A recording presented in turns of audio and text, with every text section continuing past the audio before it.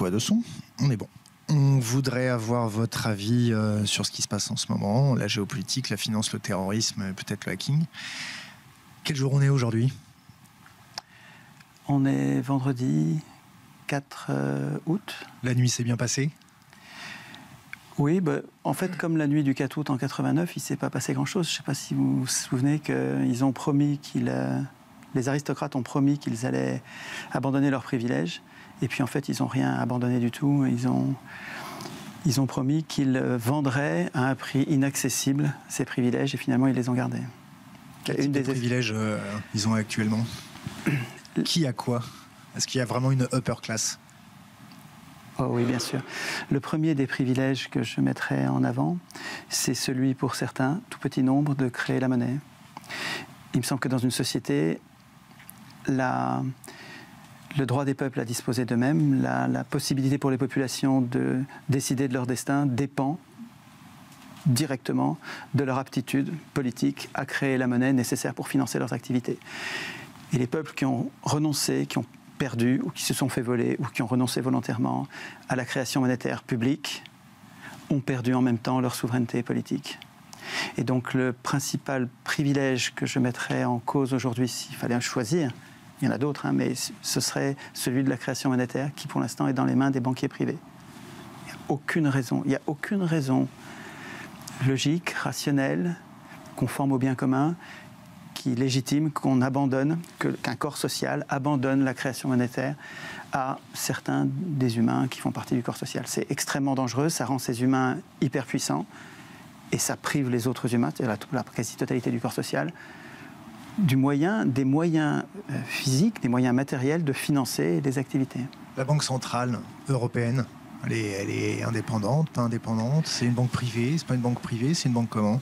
Alors, est-ce qu'on a donné des pouvoirs? Est-ce que les peuples ont donné les pouvoirs à la Banque centrale européenne? Oui, on a abandonné les pouvoirs à la Banque centrale, mais... On l'a abandonné ou on les a donnés? Ceux qui sont censés nous représenter nous ont trahis, ont trahi l'intérêt général en abandonnant cette création monétaire à la Banque centrale européenne, qui est indépendante, c'est-à-dire dont les actions nous échappent. Donc politiquement, sur lesquelles nous n'avons plus aucun contrôle. Donc ça, c'est vraiment une trahison. C'est une trahison au sens du dictionnaire, c'est une trahison au sens strict. Une forfaiture plutôt. Une forfaiture, oui. Forfaiture, trahison, oui. C'est les synonymes en l'occurrence là. Ouais. La Banque centrale européenne, c'est quoi son rôle? C'est de faire semblant de faire la police. Mais en fait,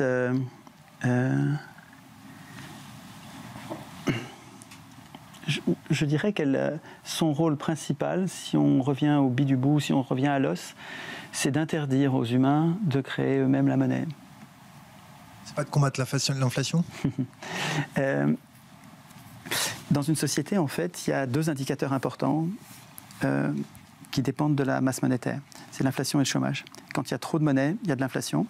Et quand il n'y a pas assez de monnaie, il y a du chômage. Et en fait, c'est multifactoriel, l'inflation et le chômage, mais la quantité de masse monétaire est un facteur essentiel.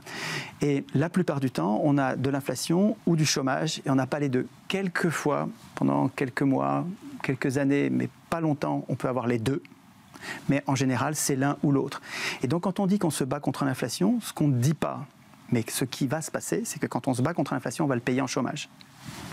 Or, ceux qui font ça, ceux qui prennent la décision de lutter contre l'inflation, ont en même temps intérêt à ce qu'il y ait du chômage. Parce que le chômage, politiquement, Marx l'avait très bien dit, mais il n'y a pas besoin d'être marxiste pour comprendre que c'est une réalité, le chômage sert d'outil de chantage, d'outil de terreur. Le chantage est un outil qui terrorise les travailleurs pour qu'ils soient dociles, qu'ils ne réclament pas d'augmentation de salaire, de meilleures conditions de travail, qu'ils n'exigent pas d'être payés quand ils font des heures sup, etc. Le chômage rend docile. Et inversement, l'absence de chômage rend exigeant. La classe ouvrière est mieux traitée quand il n'y a pas de chômage. Pendant les 30 Glorieuses, il n'y avait pas de chômage. La déflation, c'est quoi? Déflation, c'est une situation dans laquelle les prix baissent et toutes les anticipations se font à la baisse. Et c'est terrible parce que c'est un cercle vicieux. Le Japon est en déflation depuis un moment, depuis 2 décennies, je crois, au moins 20 ans. Et c'est c'est une des choses, c'est une des situations les plus graves, parce que c'est difficile d'en sortir pour un pays. La stagflation. Et stagflation, c'est quand il y a à la fois de l'inflation et du chômage. C'est ce qu'on a expliqué au début. Voilà, c'est ce dont on parlait tout à l'heure. Comment ça se manifeste? Mais ça dure pas longtemps. Comment ça se manifeste sur les prix? Les prix montent et il y a du chômage en même temps. Alors que normalement, quand il y a de l'inflation, la période des 30 Glorieuses, on avait une inflation qui était modérée. Hein, on avait 4% sur la période. Hein, sur une trentaine d'années, on a 4-5% de moyenne. Et pas de chômage du tout. Et donc, c'était bien un peu d'inflation. Bon, et en plus, ce qui était vraiment, et ce que les économistes ne disent pas aujourd'hui, et c'est incroyable de ne pas dire ça, parce que c'est très important, pendant toute période, les salaires étaient indexés sur les prix. Les salaires, écoutez bien, c'est super important, parce que c'est un changement de politique qui est lourd de conséquences et complètement antisocial. Pendant les 30 Glorieuses, les salaires étaient indexés sur les prix. Quand les prix augmentaient de 10%, mon salaire augmentait mécaniquement, forcément de 10%, au moins. Et quand les socialistes sont arrivés au pouvoir en 81... Pourquoi entre guillemets? Parce qu'ils ont une politique de droite, ils ont une politique socialiste pendant 1 an et demi, 2 ans, et puis après ça, ils ont une politique de droite dure. Donc ils ne sont pas plus socialistes que les gens d'en face qui ne sont pas populaires non plus. Hein. C'est des étiquettes fallacieuses qui nous font croire que dispute et qu'on va avoir un changement de politique en changeant de vote, mais non. Et donc ce sont les socialistes qui ont mené les politiques les plus dures contre la classe ouvrière. Et notamment la désindexation des salaires sur les prix. Et alors ils ont appelé ça, comment il appelait ça Delors? La désinflation compétitive. Ça veut dire la baisse des salaires. Mais c'est scandaleux, ça ne correspond pas à l'intérêt général. Depuis qu'on fait ça, le pays va de plus en plus mal. C'est-à-dire qu'on a transformé le cercle vertueux des 30 Glorieuses en cercle vicieux des 30 piteuses, parce que là maintenant on est dans un cercle vicieux vraiment. Quand on ne distribue plus assez de salaires pour vendre la marchandise, on a un problème de surproduction. Une des difficultés majeures du capitalisme, c'est de ne pas distribuer assez de salaires. Quand les capitalistes ne sont pas tenaillés pour être forcés de distribuer des salaires, ils en distribuent de moins en moins, et ils n'arrivent plus à vendre leur production. Et on a des situations de surproduction avec du chômage, une misère généralisée. Tout ça parce qu'il y a quelques goinfres qui ne veulent pas distribuer les salaires. C'est quand même pas compliqué, ça. Hein. Juste, il faut... Keynes expliquait très bien, les politiques keynésiennes sont venues à bout de... Enfin, pas complètement, mais ont vraiment corrigé largement ces défauts. Qu'est-ce que vous pensez de Hayek? Précisément, Hayek est un penseur qui a passé sa vie à essayer de démontrer, parce que je trouve que la démonstration n'est pas faite, que les politiques keynésiennes n'étaient pas efficaces. Et qu'il fallait, au contraire, laisser les gens libres et que l'État n'intervienne pas.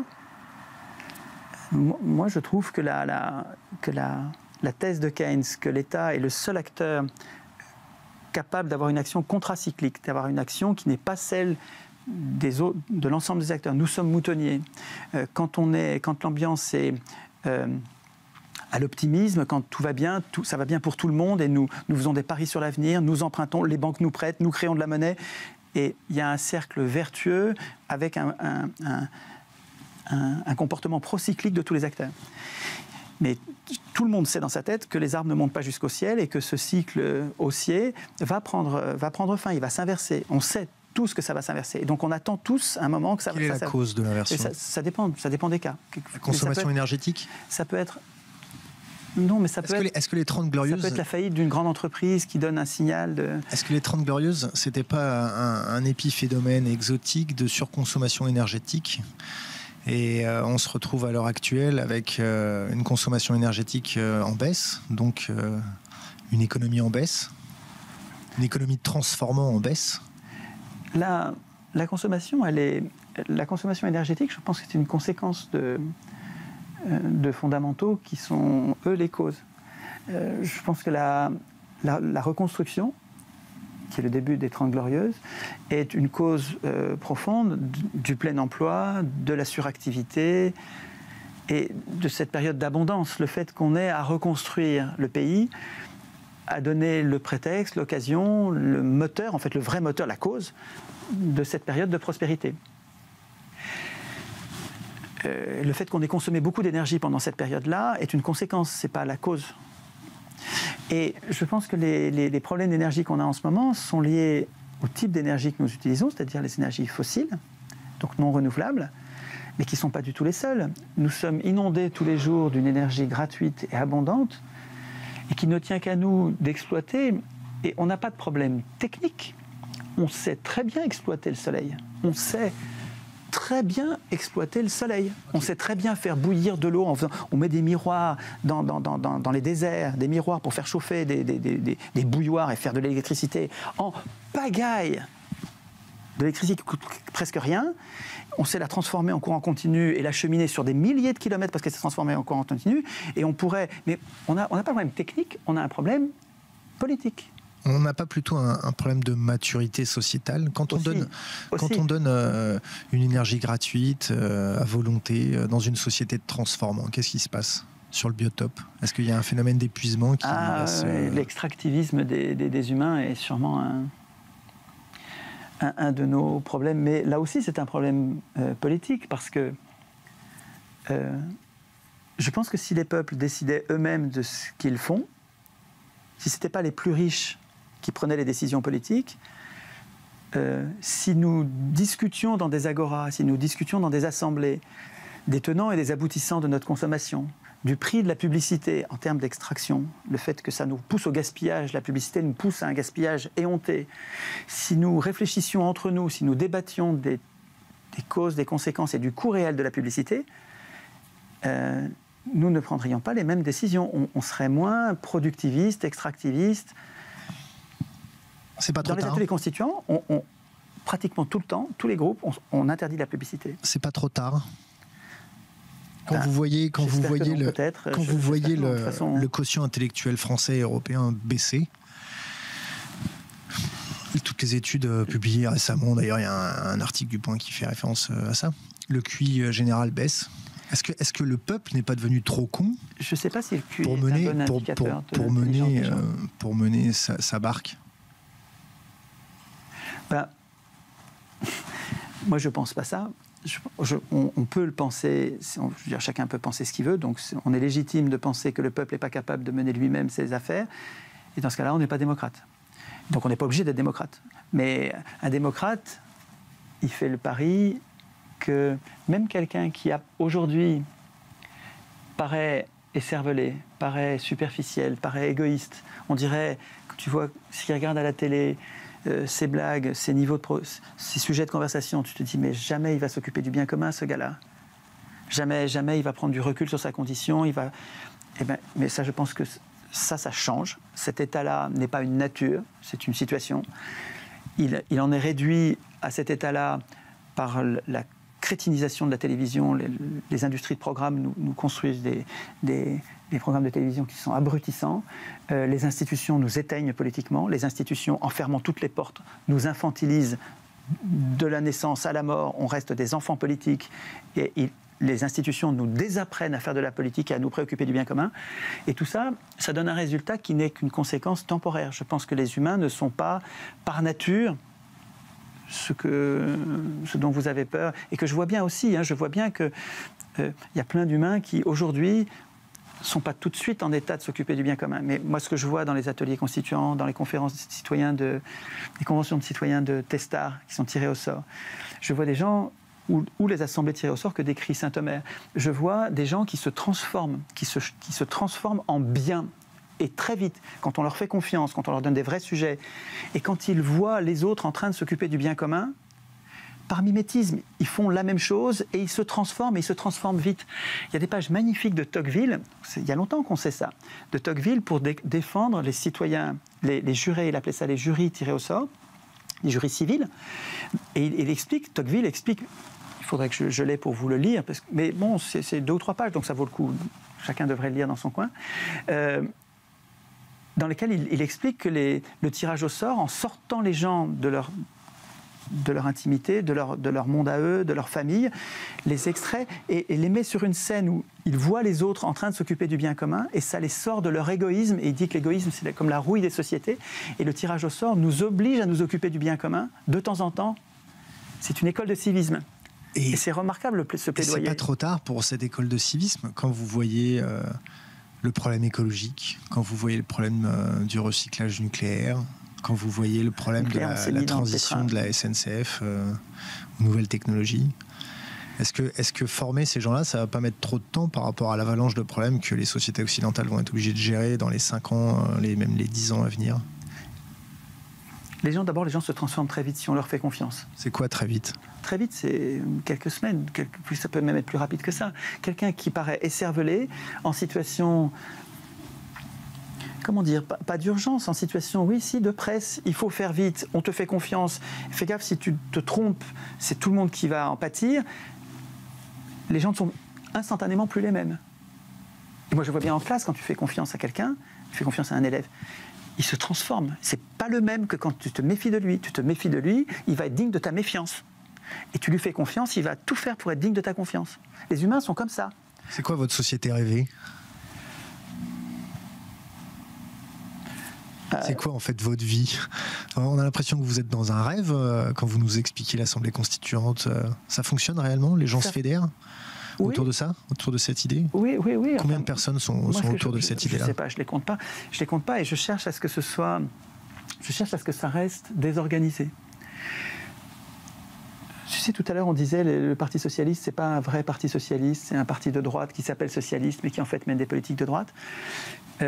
Au début, le socialisme correspondait à une idée, et puis ils sont devenus un parti. Et dès que c'est un parti qui a marché, il s'est fait noyauter, parce que les partis sont ouverts sur l'extérieur. Je pense que ça pend au nez de tous les partis, ça. Un parti a besoin de monde pour soutenir un candidat. Et comme il a besoin de monde, il accueille tous ceux qui viennent.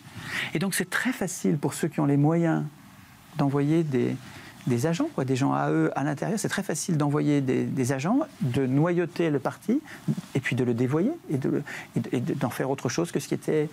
C'est très facile de... Alors on ne le fait pas avec les petits partis, ça n'a aucun intérêt, mais dès qu'un parti marche, il se fait dévoyer par les riches. Et donc, je dis ça pour dire que il me semble que l'idée des ateliers constituants et des citoyens constituants, c'est-à-dire des gens qui passent du statut d'électeur au statut, c'est-à-dire d'enfants politiques, soumis à des maîtres qui sont les élus, on dépend de leur bon vouloir, l'idée de se hisser au-dessus des élus, en redevenant l'employeur des élus, en redevenant le souverain, de se hisser au-dessus d'eux, en devenant des adultes politiques, ça marche tout le temps, et dans les ateliers, c'est enthousiasmant, les gens se transforment, moi peut-être que j'ai des lunettes roses, mais j'ai l'impression que je vois des gens qui sont heureux dans les ateliers constituants où c'est agréable, on fait quelque chose qu'on n'a jamais fait, jamais on s'est permis. Je vais faire le geste pour que vous compreniez ce que je veux dire. Quand j'écris, je suis le matin, j'écoute les informations, je tempête, mais c'est incroyable, ces gens-là, mais ils sont en train de faire le contraire de ce qu'ils avaient dit. Il avait dit qu'il ferait ça, Macron, et il ne le fait pas, il fait le contraire. Donc, comment je fais? Je vais écrire ça. Les élus rendent des comptes tous les mois. Quand je réfléchis et quand j'écris, quand je me permets, quand je suis en train d'écrire ça, quand je suis en train d'écrire les règles que devront craindre les décideurs politiques, quand je suis en train de faire ça, je suis en train de faire quelque chose qu'ils n'ont pas du tout envie que je fasse. Les élus, là, ils n'ont pas du tout envie qu'on devienne des adultes, qu'on devienne ceux qui rédigent le contrat de travail, leur contrat de travail. Et quand je suis en train de faire ça, je me transforme. C'est-à-dire que je suis en train de... J'étais enfant, c'est un état, mais ça ne va pas durer tout le temps. Et je suis en train de me transformer en adulte politique, je suis en train de me préparer à ne plus subir le joug des élus et de me hisser au-dessus. Et c'est complètement... La Constitution, c'est pas un texte juridique, c'est un texte politique. Et cette idée-là... Excuse-moi, je finis de répondre, parce que je suis toujours sur ta question quand tu disais... société idyllique. Et surtout quand tu disais, est-ce que tu es organisé, combien on est? Je pense que si on faisait un parti, le parti des citoyens constituants, si jamais ça marchait, s'il commençait à y avoir du monde, on se ferait noyauter, dévoyer, et l'idée serait pourrie par des professionnels de la politique, des gens qui ont un intérêt personnel à dévoyer l'idée. Alors que si c'est une idée qui reste bordélique, excusez-moi, désordre, enfin oui, mais bordélique c'est le bon mot, qui reste désorganisée. Elle est moins forte. C'est vrai qu'on est moins fort si on est désorganisé, mais en même temps, on est insaisissable. C'est-à-dire que si tu arrives à corrompre un groupe de personnes, mais il y en a plein d'autres qui sont en train de se passer le mot, en souterrain, on n'a pas besoin des médias, on n'a pas besoin des élus, des pouvoirs. C'est en souterrain qu'on se passe le mot. On fait de l'éducation populaire. L'éducation populaire, ça veut dire qu'il n'y a pas un prof et des élèves. C'est chacun qui, à son tour, est prof de ce qu'il sait faire et ensuite il est élève de ce qu'il apprend des autres. Et chacun est prof, chacun son tour. C'est ça l'éducation populaire. Hein. Et les ateliers constituants, à mon avis, il faut que ça arrive à se développer en éducation populaire. Et de façon désorganisée. Donc je ne sais pas combien on est et je ne connais pas les noms de ceux qui... et c'est très bien que je ne connaisse pas les noms. Et si ça ne marche pas ? Si ça ne marche pas, ce ne sera pas la première fois qu'une idée ne marche pas. Donc si ça ne marche pas, on ira vers quoi ? Là, je vais devenir noir comme toi. Mais on n'est pas noir. Mais si, parce que... On est juste réaliste. Oui, mais... Moi aussi, je suis réaliste. Ce que j'essaye de faire, c'est très réel. Et c'est, en fait, quand j'étudie les raisons pour lesquelles nous sommes impuissants politiquement, les raisons pour lesquelles la nature se fait aussi gravement dévastée sans que nous n'y puissions rien, alors que nous voyons le désastre. On sait qu'il y a le problème est identifié et on sait comment le régler. On sait très bien qu'il faudrait qu'on soit plus frugaux, il faudrait qu'on travaille la frugalité heureuse, comme dit Rabi, très bien. On sait, et on serait prêt à le faire si on devenait tous frugaux, ce serait tout à fait facile à supporter. C'est les inégalités qui sont dures à supporter. Les inégalités, c'est-à-dire que les autres se goinfrent et pendant ce temps, moi je me prive, ça c'est dur à supporter. Mais quand on se prive tous, parce que c'est un bien commun, surtout parce qu'on l'a décidé en plus, c'est facile à supporter ça. C'est pas très sexy la privation, non ? Comment ? C'est pas très sexy de dire qu'on va se priver. Ça dépend pour quelle raison. Si c'est se priver juste parce qu'il y a un autre qui veut tout prendre et qu'il te prive de tout, c'est lui qui te prive de tout, ça c'est pas sexy. Mais se priver volontairement... parce que le contraire, ce serait un gaspillage éhonté qui n'est pas tenable et que tu pilles en fait la planète dont tu prives tes enfants, tes propres enfants. Chacun de nos enfants est concerné par nos comportements de parents. Et donc, c'est pas sexy, mais il y a des tas de choses. On se prive de tas de choses pour nos enfants. Et donc, on pourrait là aussi se priver de tas de consommations inutiles. Moi, j'ai une vieille bagnole pourrie, hein, vraiment, vraiment pourrie. Et pourtant, je vois bien les bagnoles modernes, ça a l'air plus confortable, ça a l'air plus... Et je m'en prive. Et ça va très bien. Hein. Et je ne suis pas le seul. On est très nombreux comme ça. Très, très nombreux. T'as un ami imaginaire ? Un quoi ? Un ami imaginaire.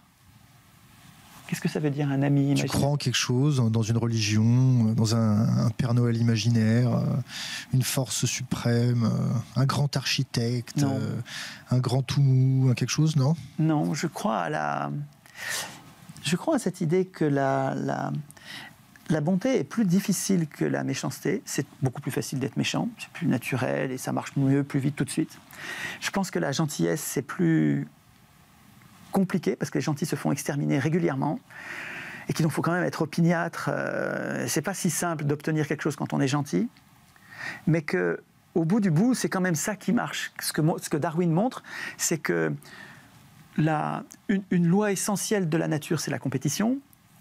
Mais que ce qui a permis aux hommes qui n'ont ni griffes ni dents... C'est la coopération. C'est la coopération. Et que je pense vraiment que ce qui nous conduit à préférer la compétition, c'est le dilemme du prisonnier. J'aurais dû amener le petit bouquin sur le dilemme du prisonnier, qui est un bouquin majeur. La réflexion sur toute la théorie des jeux, mais sur le dilemme du prisonnier, c'est une situation qui nous conduit... Et la course aux armements en est une illustration, mais le dilemme du prisonnier, c'est une situation dans laquelle nous sommes conduits à préférer la compétition et préférer la guerre, alors que la collaboration aurait été meilleure pour tout le monde. Et pour sortir du dilemme du prisonnier, il faut qu'on se parle. On est dans le dilemme du prisonnier quand on ne sait pas ce que va faire l'autre. Quand on ne sait pas ce que va faire l'autre, on a tendance à se prémunir contre ses mauvais comportements et donc à faire la course aux armements. Mais si on se parle, le dilemme du prisonnier disparaît. Quand on sait ce que va faire l'autre, on n'a plus besoin de la course aux armements. Et donc, moi, je réfléchis à des institutions, communales d'abord, nationales ensuite, et sûrement mondiales après, sur le modèle de la fédération de communes, de Proudhon, mais en commençant par la commune, pas la fédération européenne qui est imposée par les banques et qui est un projet tyrannique actuel. Mais en partant de la commune, j'imagine bien des humains qui ont compris qu'il fallait qu'on se parle, pour prendre les décisions politiques. C'est à nous de prendre les décisions politiques, les humains, et pas les représentants. Et si on a des représentants, il faut qu'ils restent sous notre contrôle. Et si on arrive à faire remonter cette obligation de parler de la commune à l'État, de l'État au continent et du continent au monde, à mon avis, on viendra à bout du dilemme du prisonnier, y compris sur les problèmes. En combien de temps ? En combien de temps ? Je ne peux pas répondre à ça, mais ce n'est pas parce que je ne peux pas répondre à ça que ce n'est pas la seule solution et que ça ne va pas arriver. C'est pas parce que je ne sais pas, je ne suis pas devin, je ne sais pas quand ça va arriver. Peut-être, je vois bien que ce que tu veux dire, c'est que ça va mettre tellement de temps qu'on se sera peut-être exterminé avant. Mais je sais bien que le risque existe. Mais si je pars sur cette prévision-là, si je suis pétri de cette certitude que tout va mal se passer, donc j'arrête de faire la politique et je retourne voler, faire du parapente et je ne fais plus que ça, quoi. Vite, avant qu'on soit exterminé. Mais si je me donne du mal, c'est parce que j'imagine que... Tu as peut-être tort, non ? Et j'ai peut-être tort, évidemment, bien sûr. Donc tu crées de l'espoir pour rien. Et c'est peut-être que je me donne du mal pour rien. Non, oui. Et peut-être que tu crées de l'espoir et tu entretiens de l'espoir pour rien. Oui, pour rien, mais ne pas le faire, ce serait aussi pour rien. Donc, est-ce qu'il y a un enjeu ? Est-ce que tu fais ça pour absoudre ton âme ? Non. Ben non, parce que... Pourquoi tu fais ça ? Pour le pognon ? Tu gagnes du pognon avec ton blog, tes bouquins ? Combien tu gagnes ? C'est drôle. Moi, je gagne comme un salarié, un fonctionnaire en fin de carrière. Je vais prendre ma retraite, je gagne 3 000 € par mois. Net ? Brut ? Net. Tu as un patrimoine immobilier que tu as... Tous les profs de France qui arrivent à la fin de leur carrière gagnent ça. Hein. C'est un scandale. Pourquoi ? C'est rien. Fin de carrière, tu dois être un bon prof, 3 000 €. Mais je ne raisonne pas du tout sur l'argent, moi. Hein. Ça me suffit pour vivre, ça va très très bien, quoi. C'est vrai que j'ai une vieille bagnole, mais ça va très bien, une vieille bagnole. Ça va bien. Hein. Et c'est un super métier. Hein. Non, c'est pas l'argent. Il n'y a pas que l'argent. Hein. C'est pas... Tu ne gagnes pas d'argent avec ton blog ? Je ne gagne pas d'argent avec le blog. Tu as écrit des livres ? J'ai écrit des livres, mais tu ne gagnes pas d'argent avec les livres. Hein. J'ai écrit 2 livres informatiques.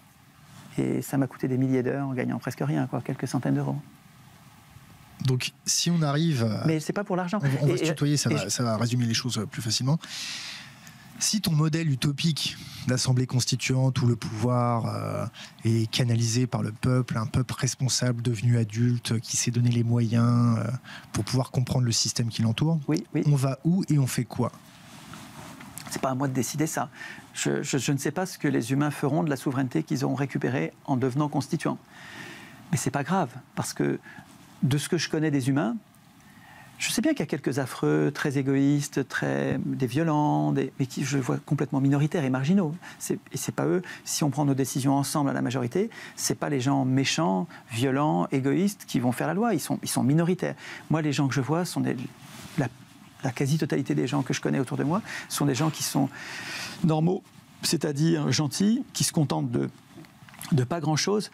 Ils seraient prêts sûrement à avoir une très belle bagnole, je ne sais quel objet de consommation, à cause de la consommation ostentatoire, de la publicité qui nous pousse les uns les autres à la rivalité ostentatoire qui est entretenue par la publicité, est un fléau. C'est juste un fléau qui nous pousse à avoir envie de ce qu'a le voisin Mais tout ça est absolument non nécessaire et je pense que ce n'est pas du tout dans la nature des gens. Et donc les gens, je vois bien qu'ils prendraient des décisions bien meilleures que ceux qui ne sont mus que par le profit. Or, ceux qui ne sont mus que par le profit, donc les grands marchands, et notamment les marchands d'argent, ont pris le contrôle du politique. Et c'est une catastrophe, ça. Mais c'est très récent, c'est très court dans l'histoire des hommes. Hein. Le fait que les marchands dirigent les sociétés, c'est très récent dans l'histoire de l'humanité. Ça a 200 ans. Et ça a commencé il y a 300 ans avec la Banque d'Angleterre, quand les banquiers ont commencé à accéder à la création monétaire. Alors là, ils ont commencé pendant un siècle à devenir suffisamment riches pour corrompre et accéder au pouvoir politique. Et quand ils ont accédé au pouvoir politique, c'est devenu le capitalisme. C'est-à-dire que quand les marchands écrivent la loi...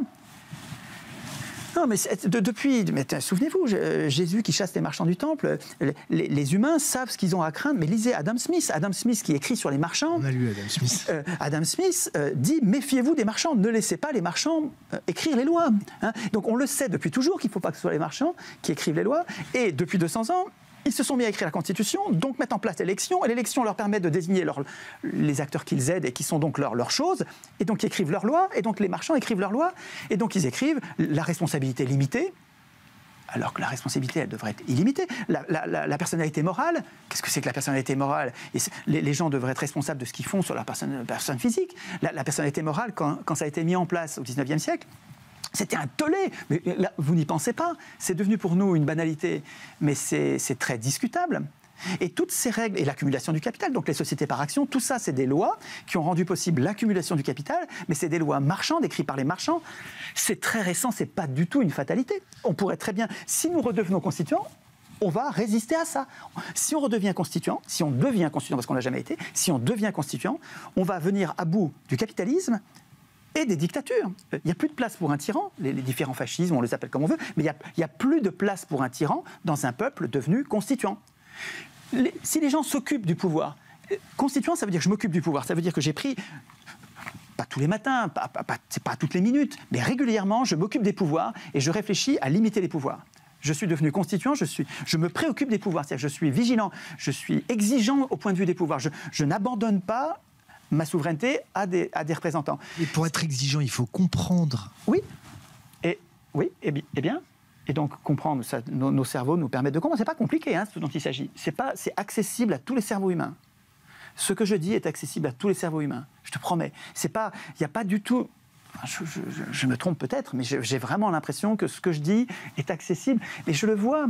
Alors, je le vois pas que dans les conférences, je le vois dans le train. C'est-à-dire que quand je vais à Bordeaux en train, j'ai 7 heures de train. En TGV, c'est ça? Ah non, à Bordeaux, c'est une ligne TER. Donc je vais passer 7 heures de train. Et 7 heures de train, je vais avoir des gens autour de moi dans les compartiments, je vais leur parler. Et ça, c'est des gens au hasard. Et c'est des gens simples, c'est des gens... c'est pas des intellos, c'est pas des polytechniciens, c'est des gens simples, avec une vie simple. Et on parle de constitution, ils comprennent à toute vitesse. Et au bout de quelques... Ça dépend, quelquefois c'est une demi-heure, quelquefois c'est 1 heure ou 2, on écrit des articles. Moi, j'ai une question très bête. Vraiment très bête, qui n'a rien à voir. Pourquoi on ne voit jamais un top modèle sortir avec un mineur ou un ouvrier ou quelqu'un qui a un parvenu? Quel rapport avec ce qu'on disait? Pourquoi on ne voit jamais un top modèle sortir avec quelqu'un de tout simple? C'est ça? Ouais. Peut-être parce que les top modèles ont... Si elles sont professionnelles, un top modèle mâle ou femelle,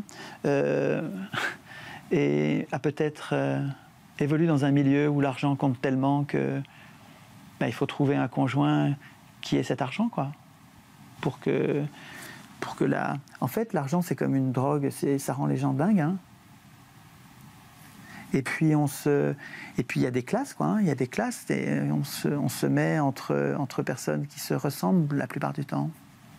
Est-ce que Internet fracture ces classes-là? Pas forcément, pas toujours. Oui, souvent, mais et non, souvent aussi, parce que regarde, quand tu choisis des forums, nous choisissons, parce que c'est plus confortable, des forums où les gens qui y sont d'accord avec nous. On choisit des forums qui sont conformes à ce qu'on pense. Et du même coup, on ne s'expose plus à la contradiction. Or, on ne progresse que dans la contradiction. Et de ce point de vue, Google nous aide à précisément tomber sur des points de vue qu'on n'aurait pas... C'est archi faux. Moi, j'ai rencontré... Enfin, c'est archi faux. C'est peut-être faux statistiquement. Je ne sais pas sur quelle étude tu te bases. Ça s'appelle Filter Bubble. L'algo, que ce soit Facebook ou Google, conforte les gens dans leur propre opinion. Ce que je te dis date de... presque 10 ans. Parce qu'il y a presque 10 ans que j'ai réfléchi là-dessus, sur ce que fait Bernard Manin, qui a écrit Principe du gouvernement représentatif, et qui a beaucoup bossé qui a fait des articles intéressants sur est-ce qu'Internet est démocratique ou pas. Et il expliquait, et c'est vrai qu'il y a 10 ans, peut-être qu'il n'y avait pas ces filtres-là sur Google, mais à mon avis, les filtres, ils ne sont pas encore... ils ne me donnent pas encore tout ce que je veux. J'arrête pas de tomber sur Google sur des choses que j'aurais jamais rencontrées. Je n'arrête pas de tomber sur Google sur des points de vue que j'aurais jamais rencontrés. Le dernier exemple, c'est quoi? Moi, c'est les points de vue des royalistes actuels, pas des royalistes du 19e siècle, qui étaient des affreux, mais les royalistes aujourd'hui, je tombe sur eux sur Google. Parce qu'en fait, ils parlent de démocratie, ils parlent de tirage au sort. Et moi, quand je suis en train de chercher des trucs sur tirage au sort, je tombe sur des discussions entre l'Action française, entre royalistes. Mais jamais j'aurais été sur un site de l'Action française, moi-même, spontanément. Tu les as rencontrés? Alors, j'en ai rencontré des gens de l'Action française, ouais. Tu rencontres tout le monde, toi, en fait, c'est ce qu'on te reproche, c'est ça? Oui, mais ce que j'ai vécu, c'est des gens qui sont normaux, hein, les gens de l'Action française que j'ai rencontrés, c'est des gens qui cherchent le bien commun. Hein. Eux, ils sont catholiques, de ce que j'ai compris, ils sont catholiques pratiquants, et ils espèrent qu'il va y avoir un roi, parce qu'ils avaient l'impression qu'à l'époque des rois, c'était moins corrompu. Et quand je leur dis, mais le roi, si on tombe sur c'est de père en fils, hein, donc c'est héréditaire, si on tombe sur un salaud ou sur un abruti, on est entre les mains d'un gars qui décide tout, et donc c'est évident que c'est dangereux pour le bien commun. Et donc on arrive à discuter de ça. Ils ont des réponses à ça, à mon avis insuffisantes, mais on peut très bien leur parler sans devenir royaliste. Enfin, quand je parle à un royaliste, je ne deviens pas royaliste, je suis complètement anarchiste dans le tréfonds. Qu'est-ce que ça te fait qu'on te reproche que tu ailles discuter avec les royalistes, les indépendantistes, les nationalistes, tout ce qui finit en iste? Eh bien, je prends ça comme... c'est Montaigne qui disait, je crois, fais ce que tu dois et advienne que pourra, quoi, hein. J'ai l'impression que plus on prend la parole et plus on est connu, plus on court le risque d'être critiqué, et critiqué en étant déformé, calomnié, et puis roulé dans la boue. On prend le risque quand on prend la parole publique. Et donc, quand je lis les torrents de cochonneries, c'est de la calomnie pure, quoi, hein, qu'il y a sur mon compte, c'est vraiment très désagréable. Les gens ne lisent pas beaucoup. Comme quoi? Parce que disent les antifas sur moi. Alors, les antifas, ils disent que... En fait, ce qu'ils font, c'est un travail... Ça a dû leur demander... Qu'est-ce qu'ils disent d'abord? Ben, ils disent que je suis... Alors, je prends le pire de ce qu'on dit sur moi, enfin, de mon point de vue, c'est que je suis la principale tête de pont du fascisme en France. C'est d'un tel niveau d'extravagance que je le lis souvent. Je le lis souvent. Et quand je lis ces papiers-là... Je ne comprends pas trop la principale tête de pont. C'est-à-dire, tu es pointe de diamant ou tu es simplement vaseline pour des théories qui ne leur conviennent pas? En fait, alors, pourquoi ils arrivent à dire ça?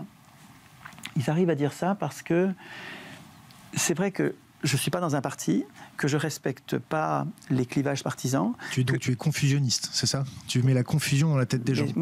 J'ai l'impression de faire précisément le contraire. J'ai précisément l'impression de dire les choses très clairement.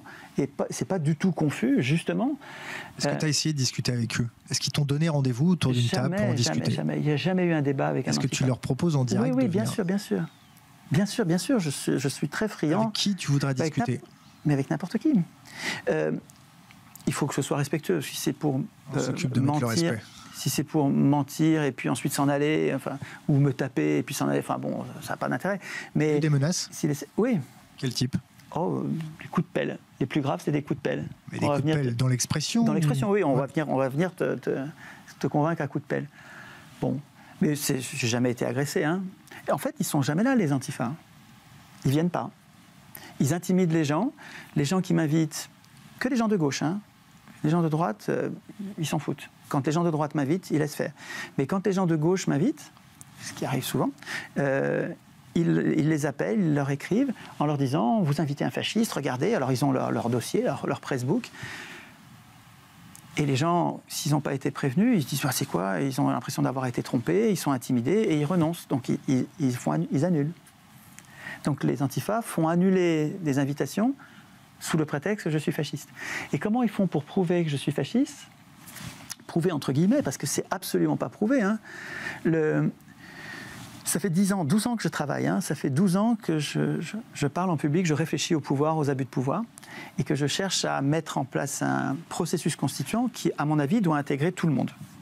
Un processus constituant, il ne va pas être de gauche, il ne va pas être de droite. On ne va pas faire une constitution de gauche. On va faire une constitution... parler comme Macron, là, non? Oui, non, mais sauf que moi, je pense vraiment ce que je dis. Est-ce que tu penses que à l'Assemblée nationale, c'est pas un peu trop le bordel, là, avec les macronistes qui partent un peu dans tous les sens? Alors, on quitte le sujet, là. On va y revenir, mais c'est dans la dynamique de la chaîne.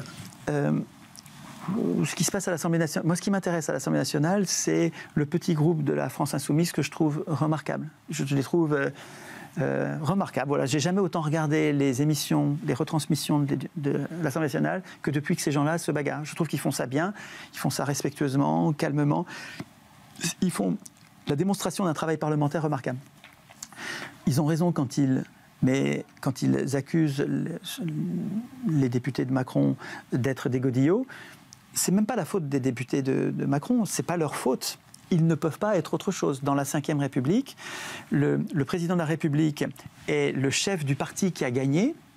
Or, le chef du parti qui a gagné l'élection présidentielle, c'est lui qui donne les investitures. C'est-à-dire qu'il dit, toi, tu vas pouvoir être candidat avec le nom Macron. Et donc, tu vas être élu. Et donc, c'est lui qui donne les investitures ou qui les donne pas. Et c'est lui qui va les redonner 5 ans plus tard ou pas. Donc, c'est important de comprendre ça. Donc, les députés, mais ça fait depuis 58, hein, les députés dépendent pour leur carrière du chef de parti qui vient de gagner la présidentielle et qui va la gagner la prochaine fois. Et donc, ils votent comme le chef de parti. Donc, ils ne peuvent pas faire leur boulot de contrôle de l'exécutif. Bon, je n'ai pas le temps de développer ça, mais c'est vraiment un sujet d'atelier constituant, ça. Comment est-ce qu'on fait pour avoir un Parlement qui soit capable de faire son boulot de contrôle de l'exécutif, de contre-pouvoir?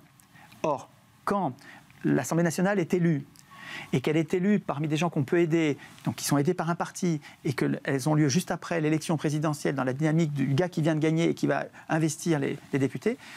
Donc les députés de Macron sont des godillots, comme les députés l'ont toujours été, sauf les minoritaires qui ne sont pas godillots, mais c'est pas eux qui ont le pouvoir, donc ils ne changent rien, c'est juste un alibi. Qu'est-ce que tu penses du changement de la Constitution au Venezuela?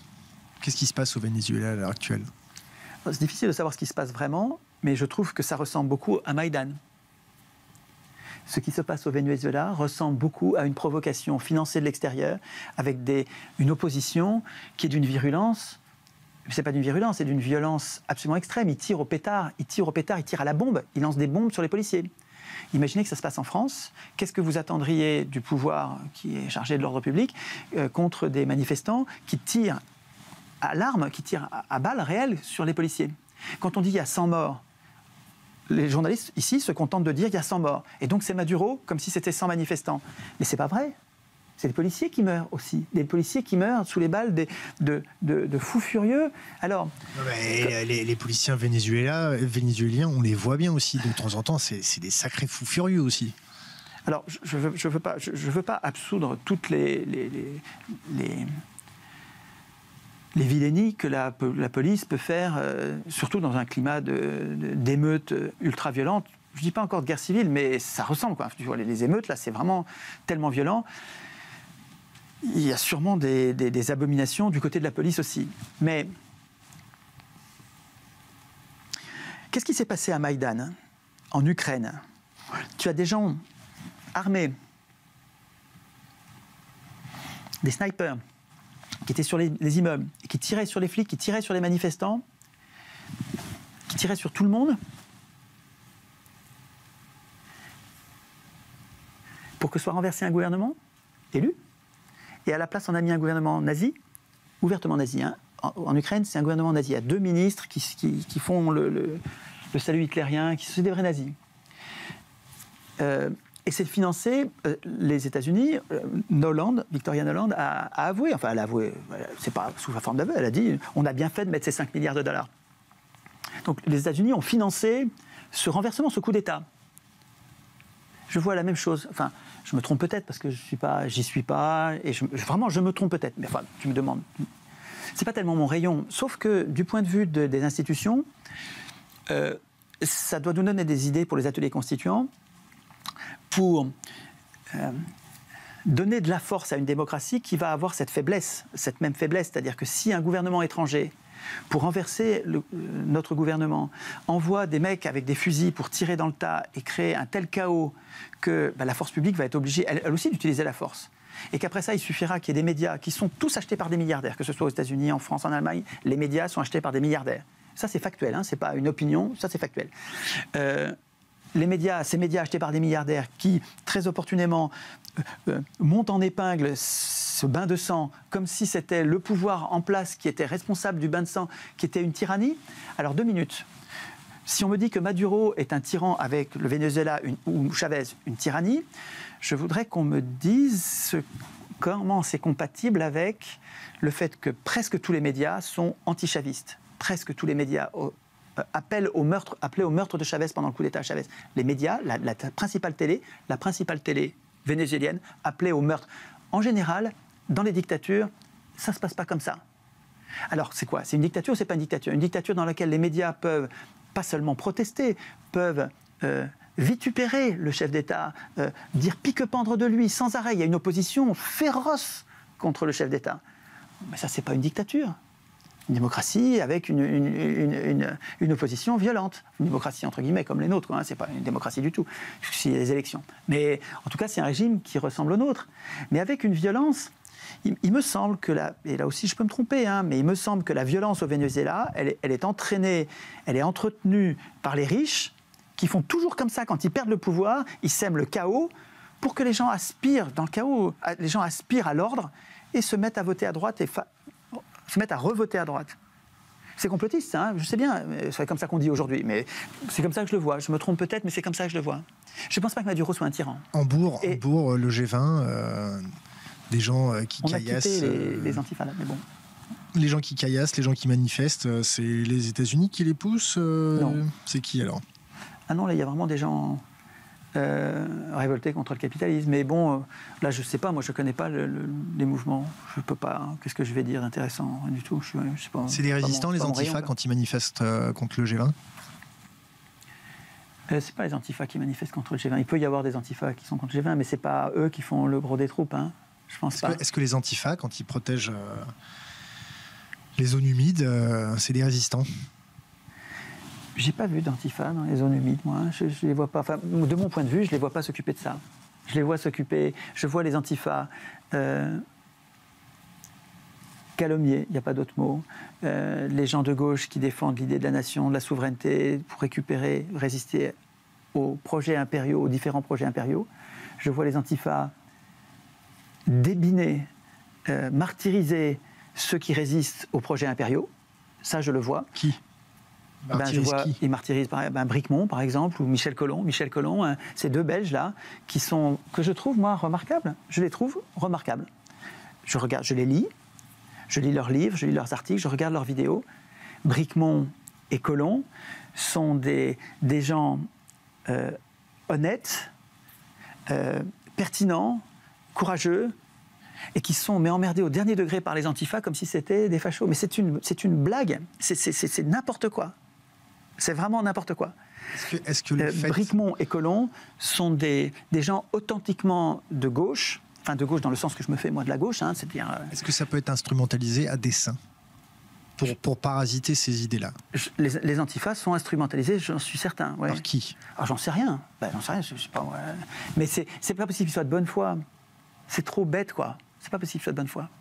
C'est sûrement... Alors il y en a peut-être quelques-uns, des jeunes gens qui sont... J'en ai vu une fois, un antifa, qui est venu, c'était à Die, c'était des écolos qui m'avaient fait venir, et les antifas avaient protesté, et ils étaient venus. Quand ils étaient venus, c'était sur 2 jours, donc j'avais une conférence le soir et les ateliers constituants le matin. Ils sont venus le soir, je ne les ai pas vus. Les gens les ont... Enfin, on discutait avec eux, mais je n'ai pas réussi à m'approcher. Et puis ils sont partis. Et puis il y en a un qui est resté, il n'a pas parlé. Et le lendemain matin, il y en a un qui est venu tout seul. C'est courageux, et alors qu'on était plus de 200, je crois. Hein, et il est venu et pour distribuer ses tracts en disant « Chouard est un fasciste ». Et je lui ai dit, mais venez me parler, venez sur la scène, je ne vais pas vous manger, et parlons. Et puis on va voir point par point. Et il a commencé un peu, et il avait beaucoup de mal parce que quand c'est argument sur argument, ça ne tient pas, il n'y en a pas un qui tient, il n'y a pas un argument qui tient. Alors, mais il n'a pas, voilà, ça n'a pas duré très longtemps, et ça n'arrive jamais. On change de sujet, la Corée du Nord. Oui. La vision sur la Corée du Nord, qu'est-ce qui se passe là-bas? Mais mon avis là-dessus n'a aucun intérêt, non? Si.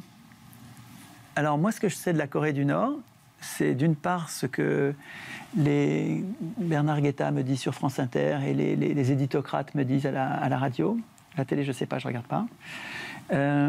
Et donc la Corée du Nord, si j'écoute les médias mainstream, c'est une tyrannie épouvantable, belliqueuse, c'est un régime totalitaire. C'est une caricature du mal.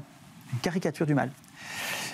Et je lis pratiquement tous les jours le Saker francophone, que je trouve un bon site de désintoxication, d'informations alternatives. Je trouve vraiment sérieux. C'est des traductions d'articles anglais qui sont rendus accessibles donc, par ces traductions. Je trouve ça très intéressant. Qui finance ? Le gars est russe.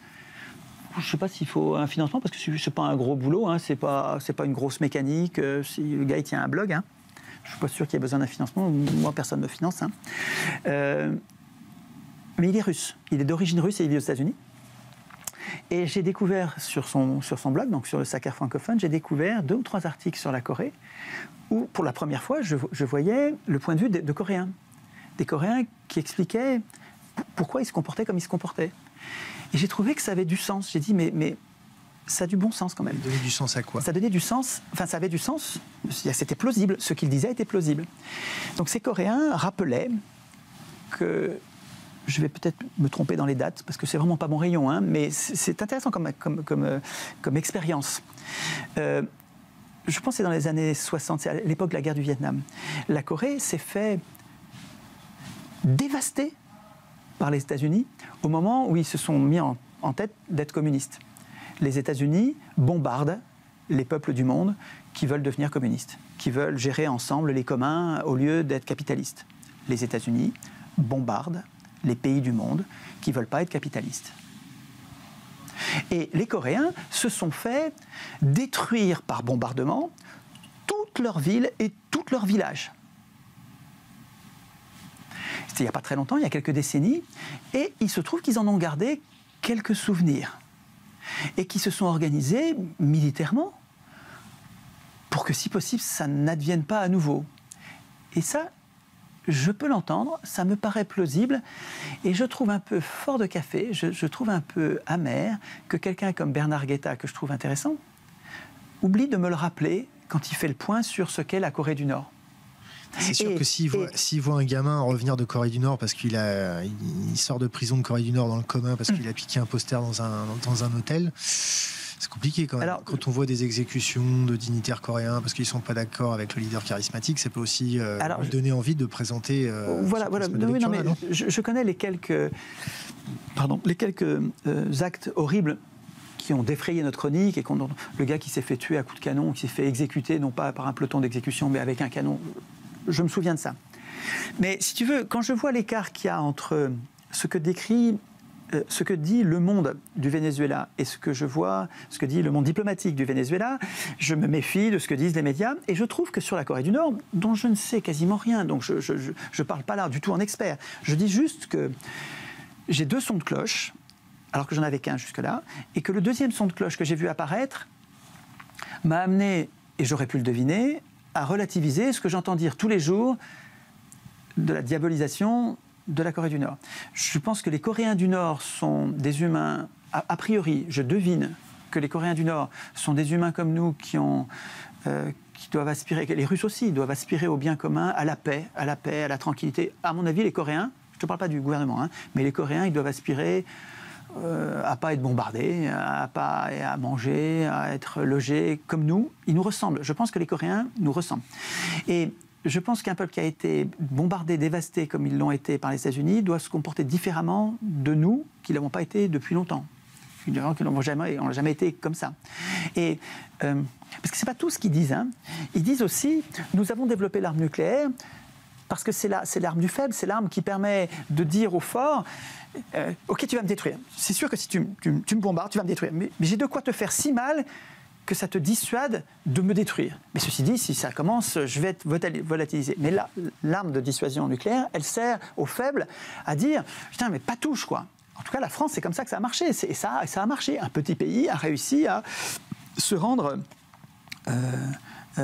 à imposer d'être respecté parce qu'il y a une arme de dissuasion. Et les Coréens réclament la même chose. Est-ce que c'est illégitime? Réfléchis bien. Est-ce que c'est légitime de notre part, après que nous nous soyons équipés de la bombe atomique, de l'interdire aux autres, alors que tout fonctionne normalement? La théorie officielle sur la bombe atomique, c'est que personne ne va l'utiliser. Tous, hein, il n'y a pas un gouvernement qui dit qu'il va l'utiliser, sauf les États-Unis, maintenant, qui sont un peu barjots, ils commencent à dire on va l'utiliser de façon préemptive. L'OTAN. Préventive. Préemptive. Ah oui. Avant même qu'il y ait une provocation. Mais en tout cas, la plupart des autres pays disent on a l'arme nucléaire, mais on ne l'utilisera jamais. On l'utilise pour ne pas faire la guerre. Est-ce que c'est illégitime pour un pays qui est constamment menacé? Les États-Unis, alors j'ai découvert ça dans ces articles sur le Sakar, j'ai découvert que les États-Unis font des manœuvres aériennes agressive, belliqueuse, menaçante, sans arrêt, depuis des décennies. Et que les Coréens disent juste, ils le disent officiellement. Alors tu vas me dire... Les Coréens du Nord. Les Coréens du Nord, oui, bien sûr. Ah ben oui, on parle de la Corée du Nord, là. Les Coréens du Nord disent, arrêtez de nous harceler, arrêtez de nous menacer, faisons la paix et on détruit nos armes nucléaires. Ils le disent. Alors tu vas me dire, ils le disent, ils ne le pensent pas. N'empêche qu'ils le disent, ils le proposent. Et les Américains disent non. Alors qui est le diable là? Or, je vois que les Coréens n'ont bombardé personne. Alors que les Américains bombardent tout le monde. Donc si tu veux... Changeons de sujet. C'est une question là, c'est une discussion de café du commerce. Hein, mais c'est pour cerner un peu le personnage. C'est important qu'on fasse le tour d'Étienne Chouard. Le décodex, c'est une bonne ou une mauvaise idée? Une mauvaise idée. Pourquoi? Parce que c'est indémerdable. Qui va décider? Il s'agit de décider qui est fiable et qui n'est pas fiable. C'est indémerdable parce que on ne peut pas dire ce média est bon, ce média est mauvais. C'est pas possible, ça marche pas comme ça. Tous les médias se trompent de temps en temps. Tous les médias disent vrai de temps en temps. Tu peux pas dire qu'un média est bon, un média est pas bon. Le Monde a dit les pires conneries. Il a dit des horreurs, des horreurs. Sur Maïdan, Le Monde prétend qu'il n'y avait pas de gens armés. Sur la place de Maïdan, ils prétendent qu'il n'y avait pas de gens armés.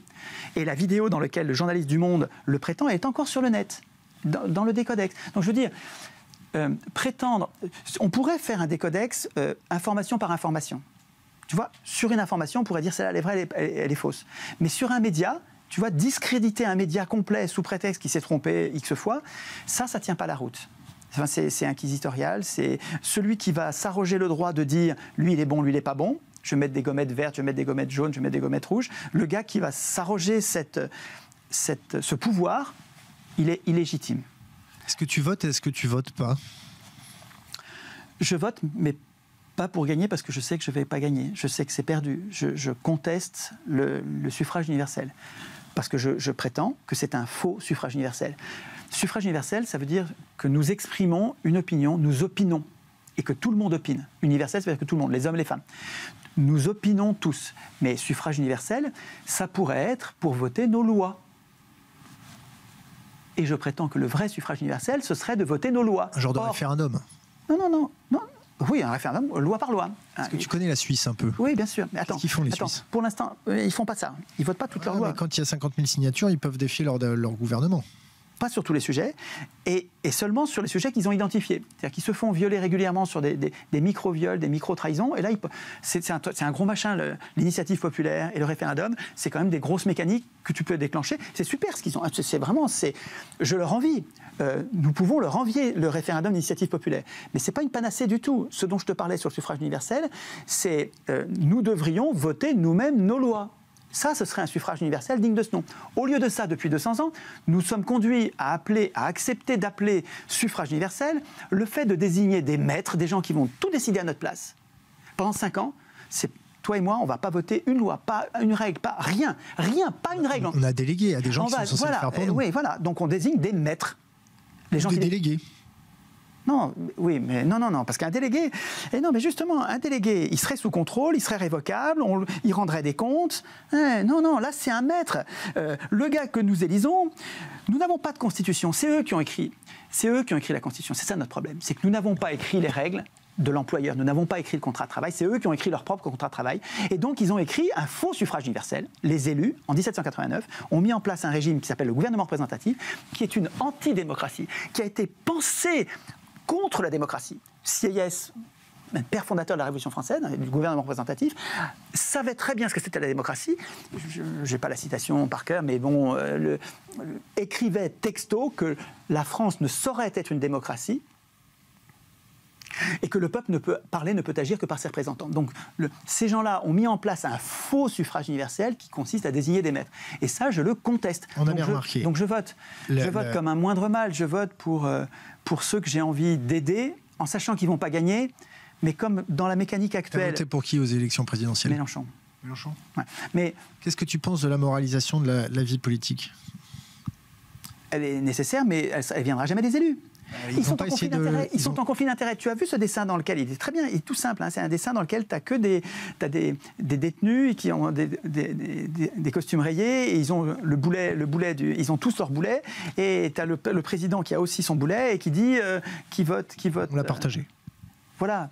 Donc, mais c'est très bien résumé. Non, mais à l'école, nous n'apprenons pas, et nous devrions apprendre à nos enfants ce qu'est le conflit d'intérêts. Un conflit d'intérêts, ça ne dit pas que quelqu'un est malhonnête, coupable, qu'il est corrompu. Un conflit d'intérêts, ça ne dit pas ça.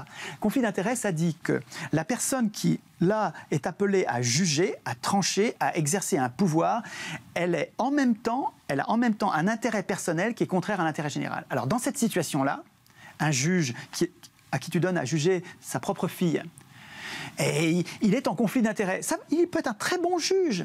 On ne dit pas du tout qu'il est corrompu. Simplement, lui-même va se déclarer, il va se récuser parce qu'il est en conflit d'intérêts, parce qu'il sait lui-même qu'il ne peut pas rendre la justice avec sa propre fille, parce qu'il est en conflit d'intérêts.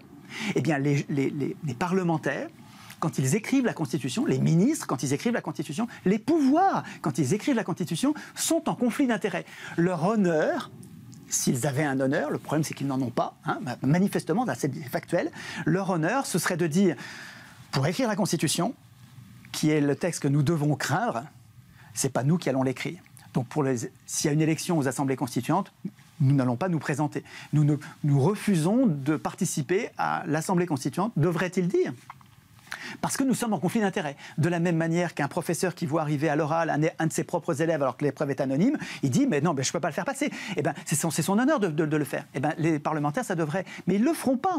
Vous voyez bien qu'ils ne le feront pas. C'est-à-dire qu'ils ont tellement à perdre. Tu nous as amené des bouquins ? Oui. Tu voulais nous parler de quoi ? Alors, le plus important, pour vous, pour nous, c'est l'éthique hacker. Ah bah tiens, et on la connaît un petit peu l'éthique hacker quand même. Ben oui, bien sûr. Qu'est-ce que tu en connais de l'éthique hacker ? Alors moi, je la découvre là. Alors je la pressens en voyant les gens qui bossent sur Linux, les gens qui défendent le libre. Je pressens ce que je retrouve ici théorisé. Mais là, il y a un philosophe qui a fait une espèce d'étude un peu systématique de ce qui motive les hackers. Et je trouve... Alors, j'ai pris des notes dans la page de garde et je retrouve donc dans ce qui compte pour les hackers, qui ne sont pas forcément des informaticiens, dit le sociologue qui a bossé. Les hackers, ça peut être en fait n'importe qui. On retrouve ça chez les informaticiens, mais pas que. Parce que c'est vrai que c'est un programme politique formidable, l'éthique hacker. En préambule, on a 4 choses importantes. Ne pas travailler pour l'argent, mais pour être utile à la collectivité. Deuxième point, travailler avec enthousiasme, ce qui n'a rien à voir avec l'éthique protestante, qui est l'éthique du capitalisme, décrite par Weber, dans lequel le travail est un devoir et c'est austère. Non, alors que l'éthique hacker, c'est travailler avec enthousiasme, avec plaisir. Troisième point, partager gratuitement, évidemment, qui est l'antinomie absolue de l'éthique protestante, où l'argent est pensé comme le doigt de Dieu qui désigne les élus, c'est-à-dire que les riches sont pensés par les protestants comme... C'est imbuvable. L'éthique hacker, c'est absolument le contraire, partager gratuitement. Et quatrième point, l'autogestion, typiquement scientifique. Donc pas de direction centrale. Et alors ça donne 5 valeurs que je trouve épatantes. Hein. La passion. Les hackers sont animés par la passion, avec la poursuite d'un but intrinsèquement intéressant. C'est quand même autre chose que les travaux qu'on nous donne à faire dans le cadre du capitalisme et du salariat. Hein. Deuxième valeur essentielle, la liberté. C'est les notes que j'ai prises, hein, avec la possibilité de changer librement de passion et une place réservée au jeu. Tu ne retrouves pas ça du tout, évidemment, dans l'éthique protestante. Le désintéressement financier. Et donc là, ça nous concerne, on est tous bénévoles et les hackers aussi. Et c'est donc avec un choix d'activité à valeur sociale, ouverte sur la société, partagée gratuitement. Liberté d'expression. Tout ça, c'est un programme politique formidable. Hein. Le quatrième point, excuse-moi, je t'ai interrompu. Le quatrième point, la nétique, c'est-à-dire une attention portée à l'égard des autres, avec une totale liberté d'expression, un respect de la vie privée, en faisant participer tout le monde au réseau. Et aider les délaissés, enfin c'est vraiment, c'est à la fois socialiste, c'est anarchiste, ça ressemble à la morale anarchiste de Kropotkin. Moi je trouve ça, et puis alors après ça il décline les occurrences où on voit les hackers vivre ça. Et puis le 5e point, la créativité, parce que si on ne crée plus, on s'arrête, on change d'activité, et l'offrande au monde. Avec solidarité, loyauté, art et le soin, et c'est des bosseurs quoi. C'est des bosseurs, ils bossent comme des brutes, mais parce qu'ils aiment ça, avec l'importance du plaisir. Ça, c'est un bouquin, je trouve, il est dur à trouver, hein, il n'est plus édité. Ça vaudrait le coup de le rééditer, c'est un bon bouquin. J'ai un autre livre, toujours et dans le même ordre d'idées, que je trouve remarquable. Un livre sur Proudhon, écrit par un gars qui s'appelle Isabelle, B-E-L, c'est son nom de famille. Et c'est Pierre-Joseph Proudhon, L'anarchie sans le désordre. Je lis plein de Proudhon, je raffole de Proudhon, je parle depuis des années et des années, je parle du principe fédératif, de la fédération de communes, de la banque populaire imaginée par Proudhon. Mais là, on a une synthèse. C'est bien écrit, c'est écrit, ça se lit vite. Et il y a tout, il y a beaucoup de choses très importantes. C'est la troisième voie entre le capitalisme et le communisme marxiste. C'est une voie, c'est la commune, quoi. C'est la commune de Paris. C'est vraiment un bon bouquin, ça. Un bon bouquin à faire lire aux jeunes gens qui. Je trouve que c'est. Si on connaît que le capitalisme, le royalisme et le marxisme. Bon, il manque tout l'univers anarchiste, quoi. Il manque l'univers démocratique. Il manque la démocratie là-dedans. La vraie démocratie, pas la fausse, pas notre régime actuel, qui est le capitalisme, qui est le gouvernement représentatif, c'est le gouvernement des riches par les riches, pour les riches, par le mécanisme du suffrage universel, du faux suffrage universel. La vraie démocratie, c'est l'anarchie, en fait. C'est les gens qui se méfient des pouvoirs. C'est les gens qui deviennent adultes, comme les pirates. Les vrais pirates, les pirates des mers, qui étaient les damnés de la terre sur les bateaux. Il faut lire ce que Rediker a écrit sur les pirates, c'est magnifique. C'est très très lié d'ailleurs aux hackers et à la démocratie et à l'anarchie. Les pirates se mutinent. C'est d'abord des esclaves sur les bateaux, c'est des marins, c'est-à-dire donc des esclaves qui ont des conditions de vie épouvantables sur les bateaux et qui s'échappent, qui tuent leur maître, qui volent le bateau et qui jurent qu'on leur fera plus jamais le coup, et qui organisent leur société, leur corps social, qui l'organisent d'une façon qui nous parle, qui nous fait réfléchir. C'est-à-dire qu'ils décident qu'en temps de guerre, il nous faut un chef, comme les Amérindiens, les Indiens d'Amérique, pareil, avec les chefs à plumes, là, c'est pendant la guerre. Quand il y a la guerre, il nous faut un chef, sinon on prend une pâtée. Donc il nous faut un chef pour nous organiser, mais on sait qu'on craint que ce chef ne devienne tyrannique en temps de paix. Alors, on le surveille en temps de paix. Et on le surveille comment ? Chez les pirates, il y a un quartier maître dont le boulot est de surveiller qu'il ne donne pas d'ordre en temps de paix.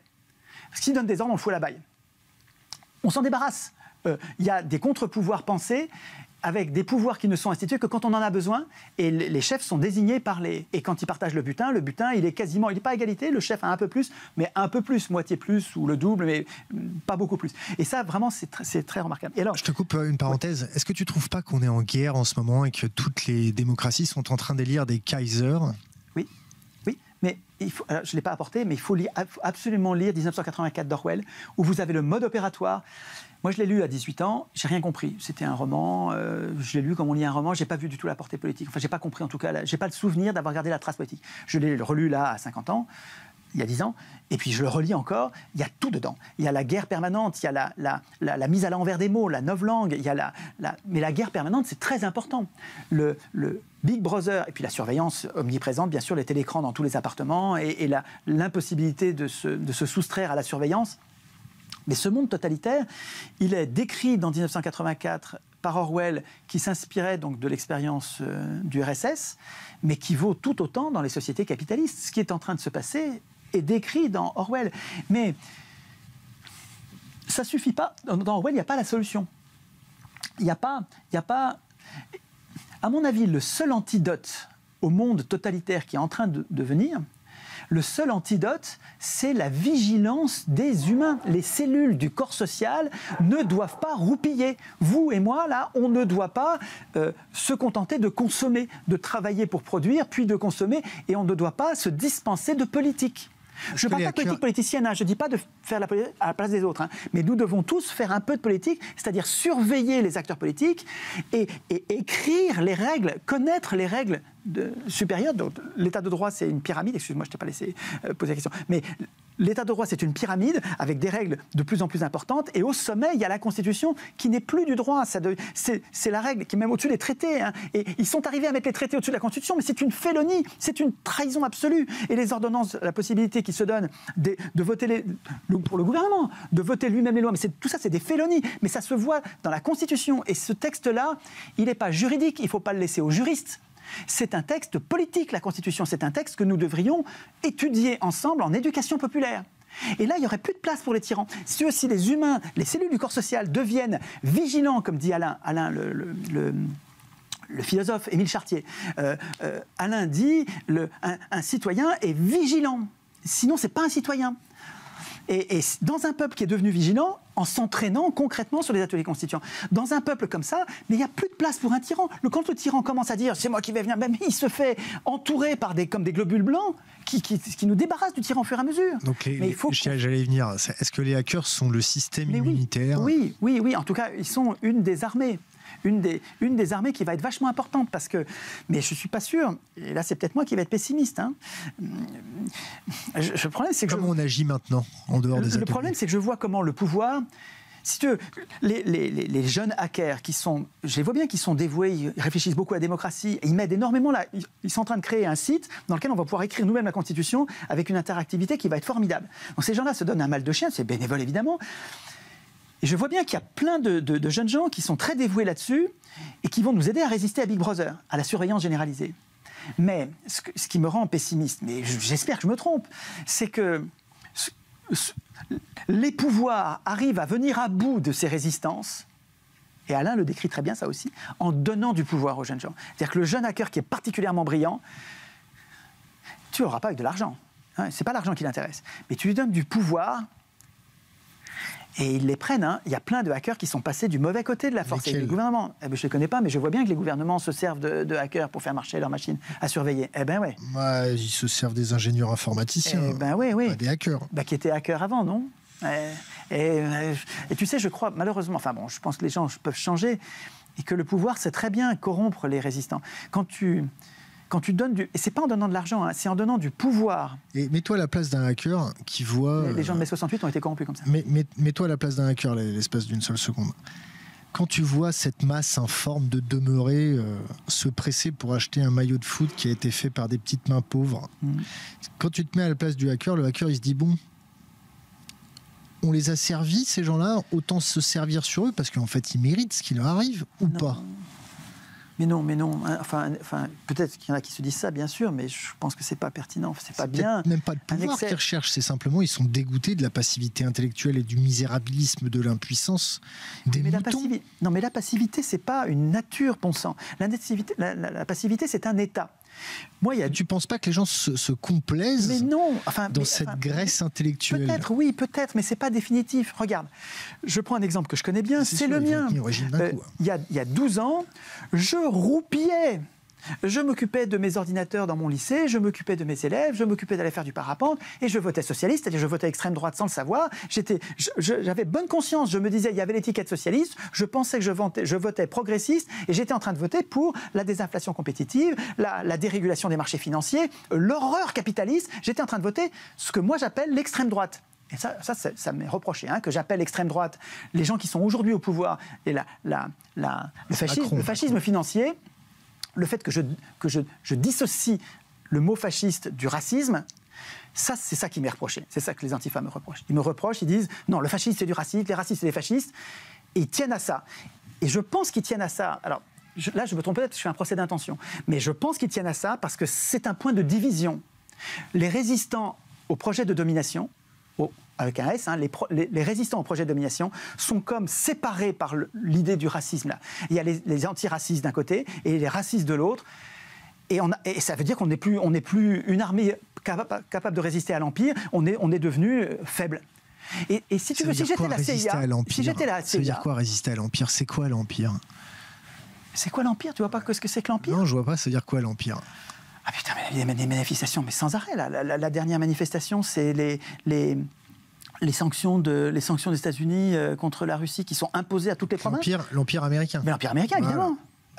C'est celui du moment. Avant, il y avait l'Empire russe, et puis russe, et puis soviétique, et puis il y en a eu d'autres. Il y a eu plein d'empires, l'Empire romain. Enfin, il y a plein d'empires. Et celui du moment, mais on peut résister à l'Empire. Mais si tu veux, ce que fait l'Empire, et ils le font tous, César le fait aussi, c'est d'envoyer dans les provinces la division. L'Empire n'a jamais assez d'armées pour se battre dans toutes les provinces. Il n'a pas de quoi imposer la force dans toutes les provinces. C'est pas possible. Si les provinces sont unies pour résister, l'Empire va être défait. Okay. Qu'est-ce qu'il fait depuis la nuit des temps ? Il les divise, il envoie des agents provocateurs, des provocateurs, la zizanie. Et c'est ça que font les antifas. Qu'est-ce que tu penses du mouvement transhumaniste ? c'est pas mon sujet, donc je vais dire des conneries. Qu'est-ce que tu penses du mouvement accélérationniste? Mais c'est pareil, c'est pas mon sujet. Mais par contre j'ai une réponse sur ce que je fais servirait à répondre aux problèmes que posent ces tendances. Je pense que les progrès scientifiques devraient être soumis à débat démocratique, à des vrais débats, à des vraies controverses publiques avec tous les tenants et les aboutissants, pour que tous les points de vue contraires puissent être mis en scène, qu'il y ait une mise en scène des conflits. Que les gens, c'est pas forcément tout le monde d'ailleurs, hein, on n'est pas obligé de faire voter tous les citoyens sur tous les sujets. Je pense que l'idée de Testard, je ne sais pas si vous connaissez le travail de Testard sur les conventions de citoyens tirés au sort, mais lui, c'est vraiment, je trouve son idée remarquable. Il dit qu'il faut faire des assemblées sujet par sujet, tirées au sort, suffisamment vastes, et c'est des gens qu'on forme, des gens dont on éclaire l'opinion, on leur montre... Okay. Le transhumanisme, pour toi. Donc, mais sur le transhumanisme, c'est pas à moi de trancher, je pense que c'est pas à toi non plus. Il me semble que nous devrions... Qu'est-ce que t'en penses? Mais... Ah bah ouais. Non, mais parce que ce que j'en pense n'a pas d'intérêt. Mais moi, je veux savoir. Nous, on veut savoir. C'est le transhumanisme pour toi, c'est quoi? C'est une secte? C'est pas une secte? C'est des gens qui ont raison? C'est des gens qui n'ont pas raison? Mais comment ça se fait que tu tiennes à savoir mon point de vue alors que pour cerner la bête? Mais que je suis, je sais que je suis conscient que je vais dire une connerie ou un truc qui n'a pas d'intérêt. Allez, hop. Hein? Allez. Ça va pas sortir d'Internet. On est tranquille. Oui, voilà. Tu seras très discret. Ça sortira pas d'Internet.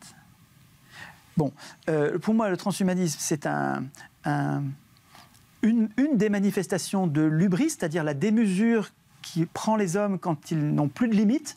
Les gens comme Google, ces gens-là sont qui ont les moyens de Google, se mettent à la tête, se retrouvent à la tête de fortunes telles qu'ils se mettent à ne plus avoir d'obstacle à ce qu'ils pensaient qu'il n'y a pas d'obstacle à tout ce qu'ils peuvent désirer, et ils se mettent à rêver d'un monde d'humains qui serait accéléré, amélioré, boosté, et je pense qu'ils ne pensent qu'à eux, c'est-à-dire qu'ils ne pensent pas que...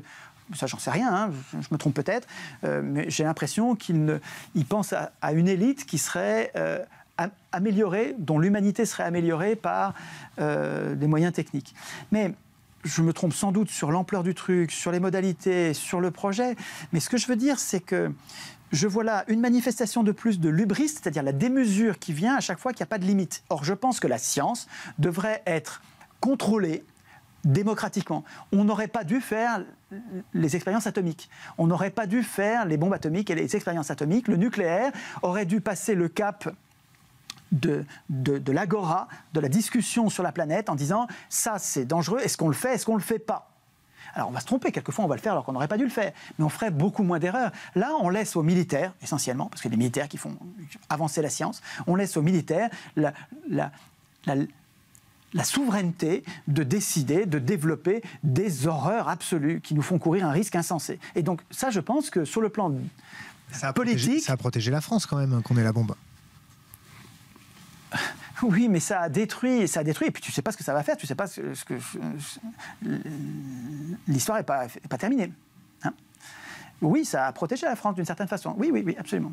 Et ça en a protégé d'autres, hein. C'est vrai qu'il y a une partie de la paix dans les pays qui sont équipés de la bombe qui vient sûrement de cette dissuasion. Oui, mais si tu fais le bilan, non, si tu es honnête, tu ne prends pas en compte que ça. Voilà. Parce qu'il y a quand même, le prix est excessivement lourd. Hein. Ouais, le prix, c'est 56 ou 58 réacteurs qui crachent du plutonium qu'on ne sait pas recycler, qu'on ne sait pas stocker. Et qui est ultra exposé à n'importe quel bombardement amateur. Un bombardement amateur crée une catastrophe nucléaire à plusieurs endroits du... Enfin, c'est une extravagance, le nucléaire. Le nucléaire, c'est une extravagance.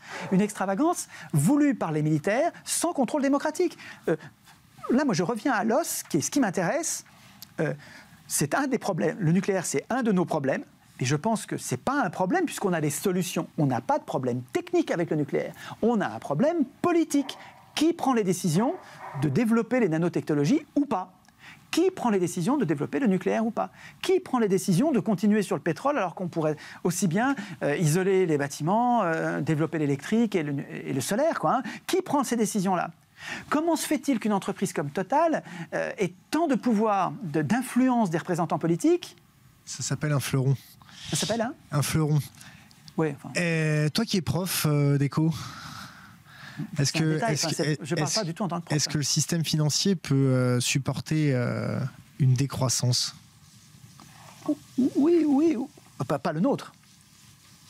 Le problème, c'est que le système financier, il n'est pas un. Il y a 36 façons d'organiser la finance de nos activités. Il y a 36 façons... Okay, le système qu'il y a là maintenant. Ah non, mais le système actuel, c'est une merde. D'accord, mais est-ce qu'il peut supporter une décroissance ?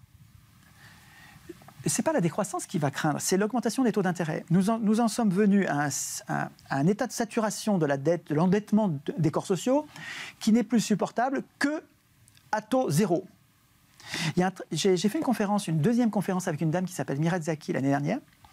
Une petite Suisse. Une petite Suisse qui est formidable et qui a écrit un bon bouquin dont elle a parlé ce jour-là et que je n'avais pas lu, que j'ai bien avancé depuis, et qui est très intéressant, qui s'appelle La finance de l'ombre, qui est tout à fait remarquable et qui est un point de vue que je ne vois pas sur les réseaux sociaux. C'est un point de vue qui va éclairer votre lanterne. Vous allez voir, ça va vous donner des munitions intellectuelles pour réfléchir. Ce qu'elle dit, et tu vas voir, elle le dit en très peu de mots, donc je vais pouvoir vous en parler sans prendre trop de temps. Il faut prendre son petit accent délicieux, alors.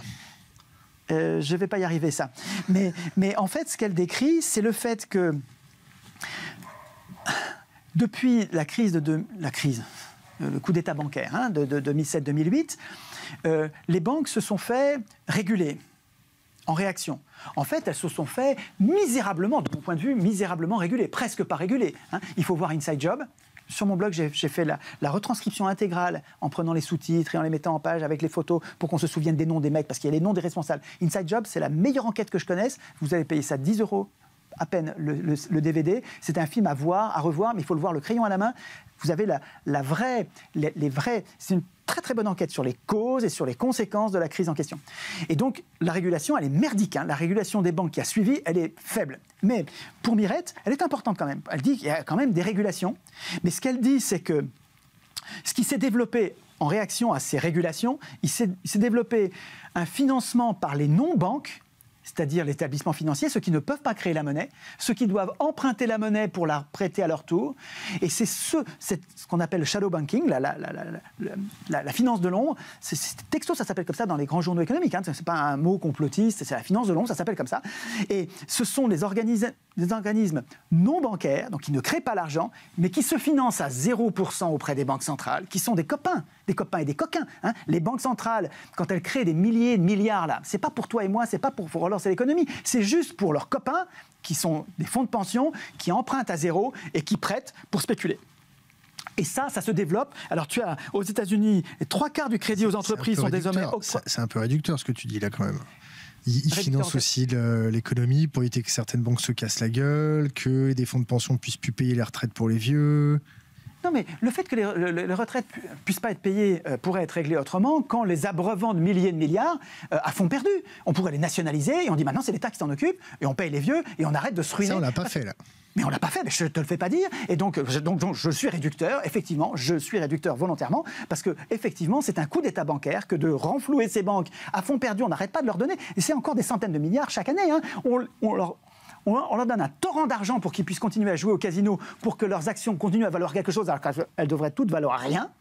Et au lieu qu'ils soient ruinés, on a transféré leur endettement à nos États, et ça veut dire que c'est nos impôts qui vont servir à rembourser leurs dettes. C'est un coup d'État absolu. Mais ce qu'elle explique, et ce dont on ne parle pas beaucoup sur les réseaux sociaux, c'est que les régulations bancaires d'après la crise, aussi minimes soient-elles, ont quand même été suffisantes pour que se développe un système de financement hors régulation, hors contrôle étatique, qui est complètement, mais qui est anarchique et qui prend tous les risques. Tu parles de quoi, des dark pools? Non, de shadow banking.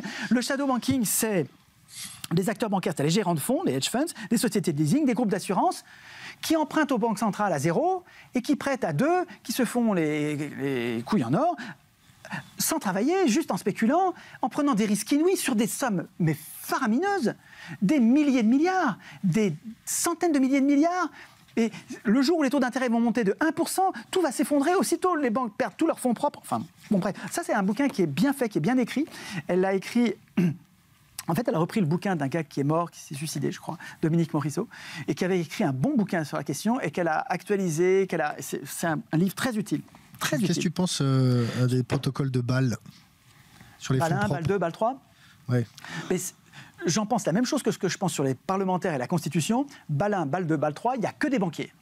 Et ce sont les banquiers qui écrivent les règles de la régulation des banques. Bon ben voilà, quel est le concept qu'on a décrit tout à l'heure qui fait que ça ne va pas marcher? C'est le conflit d'intérêts. Ces gens-là sont en conflit d'intérêts, on leur demande d'écrire des règles. Les solutions, c'est quoi? On les prend à la française, on leur fait faire un petit tour de Freedom Razor, hein, un petit coup de guillotine, un petit coup de quoi? De goudron et des plumes? C'est pas du tout une on question fait quoi? de personne. Ça n'a rien à voir avec une question de personne. C'est quoi les solutions à tout ça? Non, mais les solutions, elles sont politiques.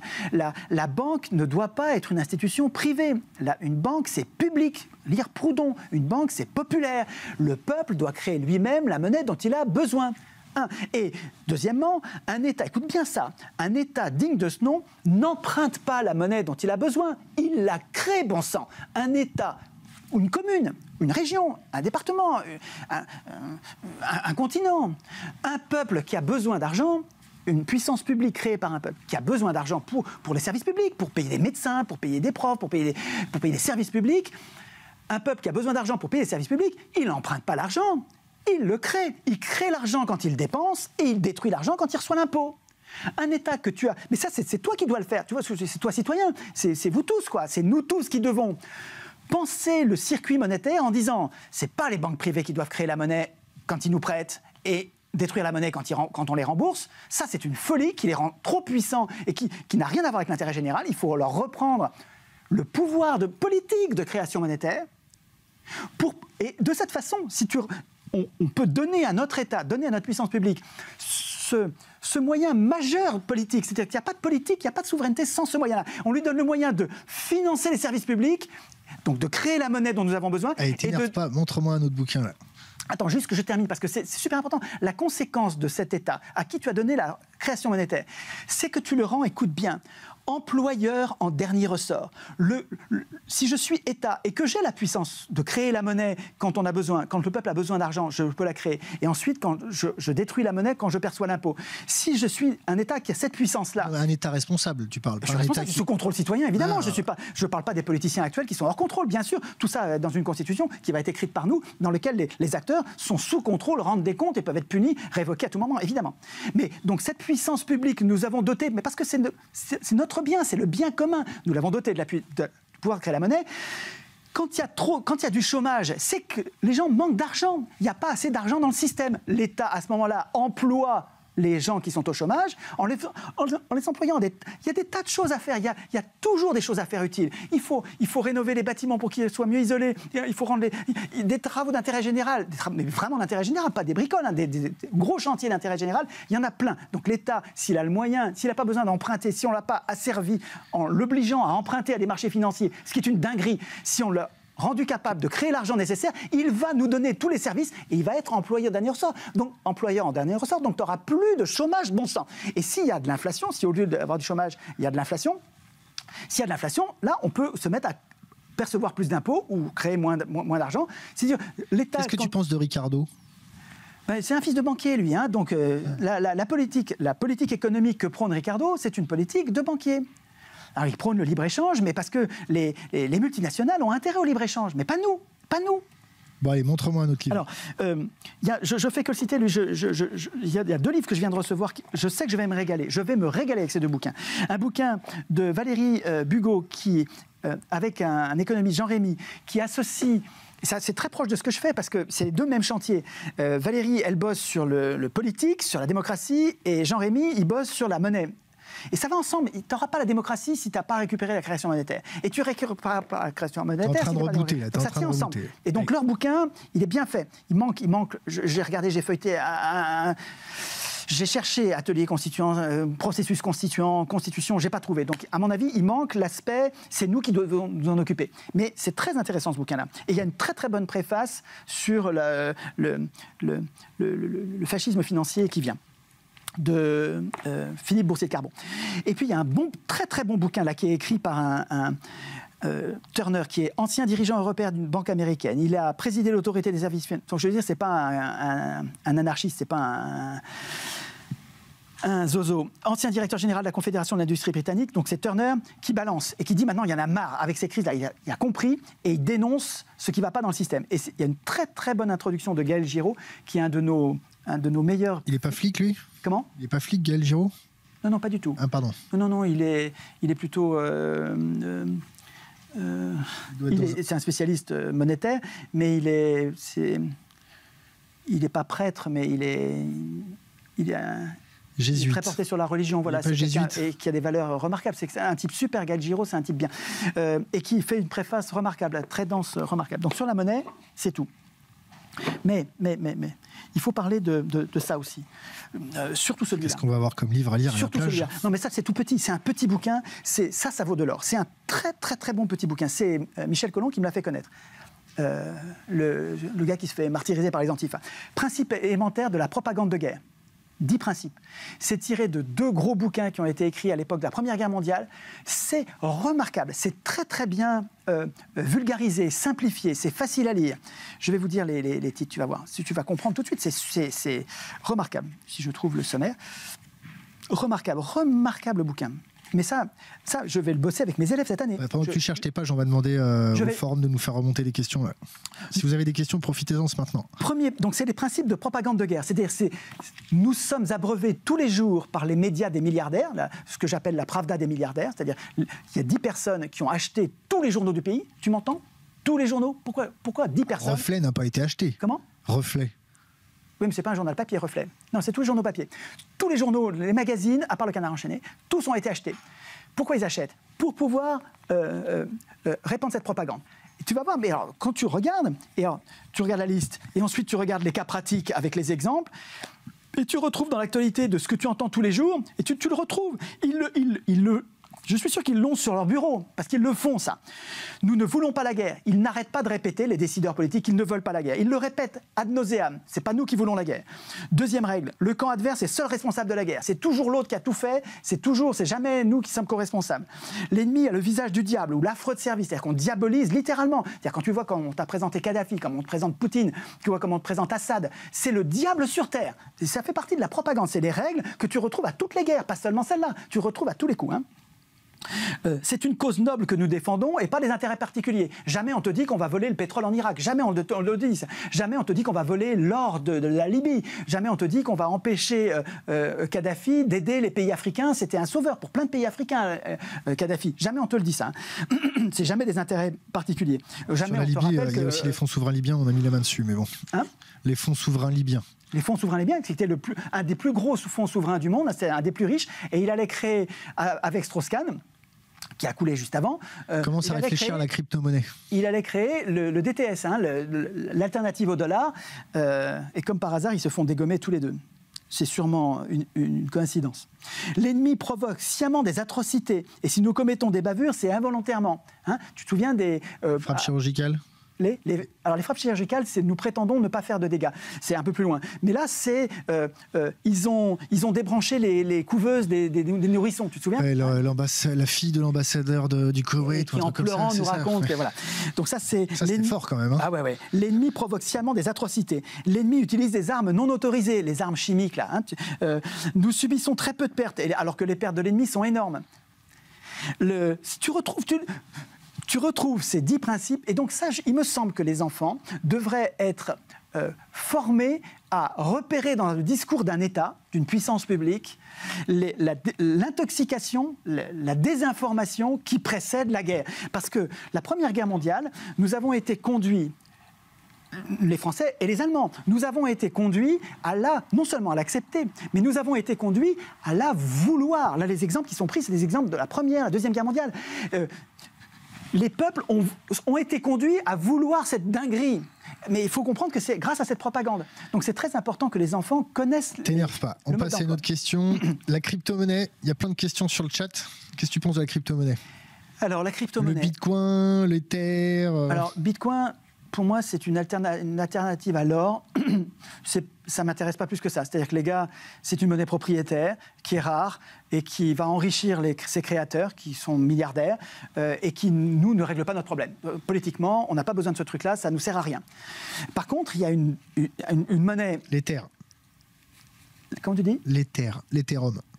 d'Ethereum, oui, c'est le nom du site. La G1, là, c'est une monnaie libre. La monnaie libre, moi je la connais sous ce nom-là, la monnaie libre. Alors ça c'est intéressant. Ça, c'est... Tout à l'heure, je te décrivais le chartalisme. Hein. Un État digne de ce nom n'emprunte pas la monnaie, il la crée quand il dépense, il la détruit quand il reçoit l'impôt. Ça, c'est le chartalisme. C'est, à mon avis, la solution monétaire qui est la plus accessible tout de suite, elle est compréhensible tout de suite, elle ressemble au modèle actuel. Il suffit de prendre la création monétaire aux banques et de la donner à la puissance publique sous notre contrôle. Ça suffit. Donc, c'est pas une grave révolution. Ça va tout changer, mais c'est compréhensible. La monnaie libre, c'est plus révolutionnaire que ça, et je crois que c'est plus émancipant encore. C'est-à-dire que là, vraiment, c'est Stéphane Laborde qui défend cette idée remarquablement. C'est lui qui a écrit la théorie relative de la monnaie qui sous-tend ces monnaies libres. Et lui, il a vraiment une analyse de la monnaie qui permet à chacun de créer la monnaie. C'est-à-dire que, et ça existe, c'est-à-dire que ça vient de commencer depuis mars, je crois, mars ou avril. Nous pouvons créer un compte dans cette monnaie, et à partir du moment où on a un compte, il faut être parrainé, je crois, par 5 personnes, on reçoit chaque jour un dividende universel. C'est-à-dire que parce qu'on fait partie du corps social, comme on a le droit de vote, on crée de la monnaie. Et donc on a une espèce de pouvoir d'achat. Et il faut qu'on achète et qu'on vende. Et le système fait attention à ce que nous achetons et nous vendons. C'est-à-dire qu'en fait, c'est de la monnaie qui nous brûle les mains et qui va circuler.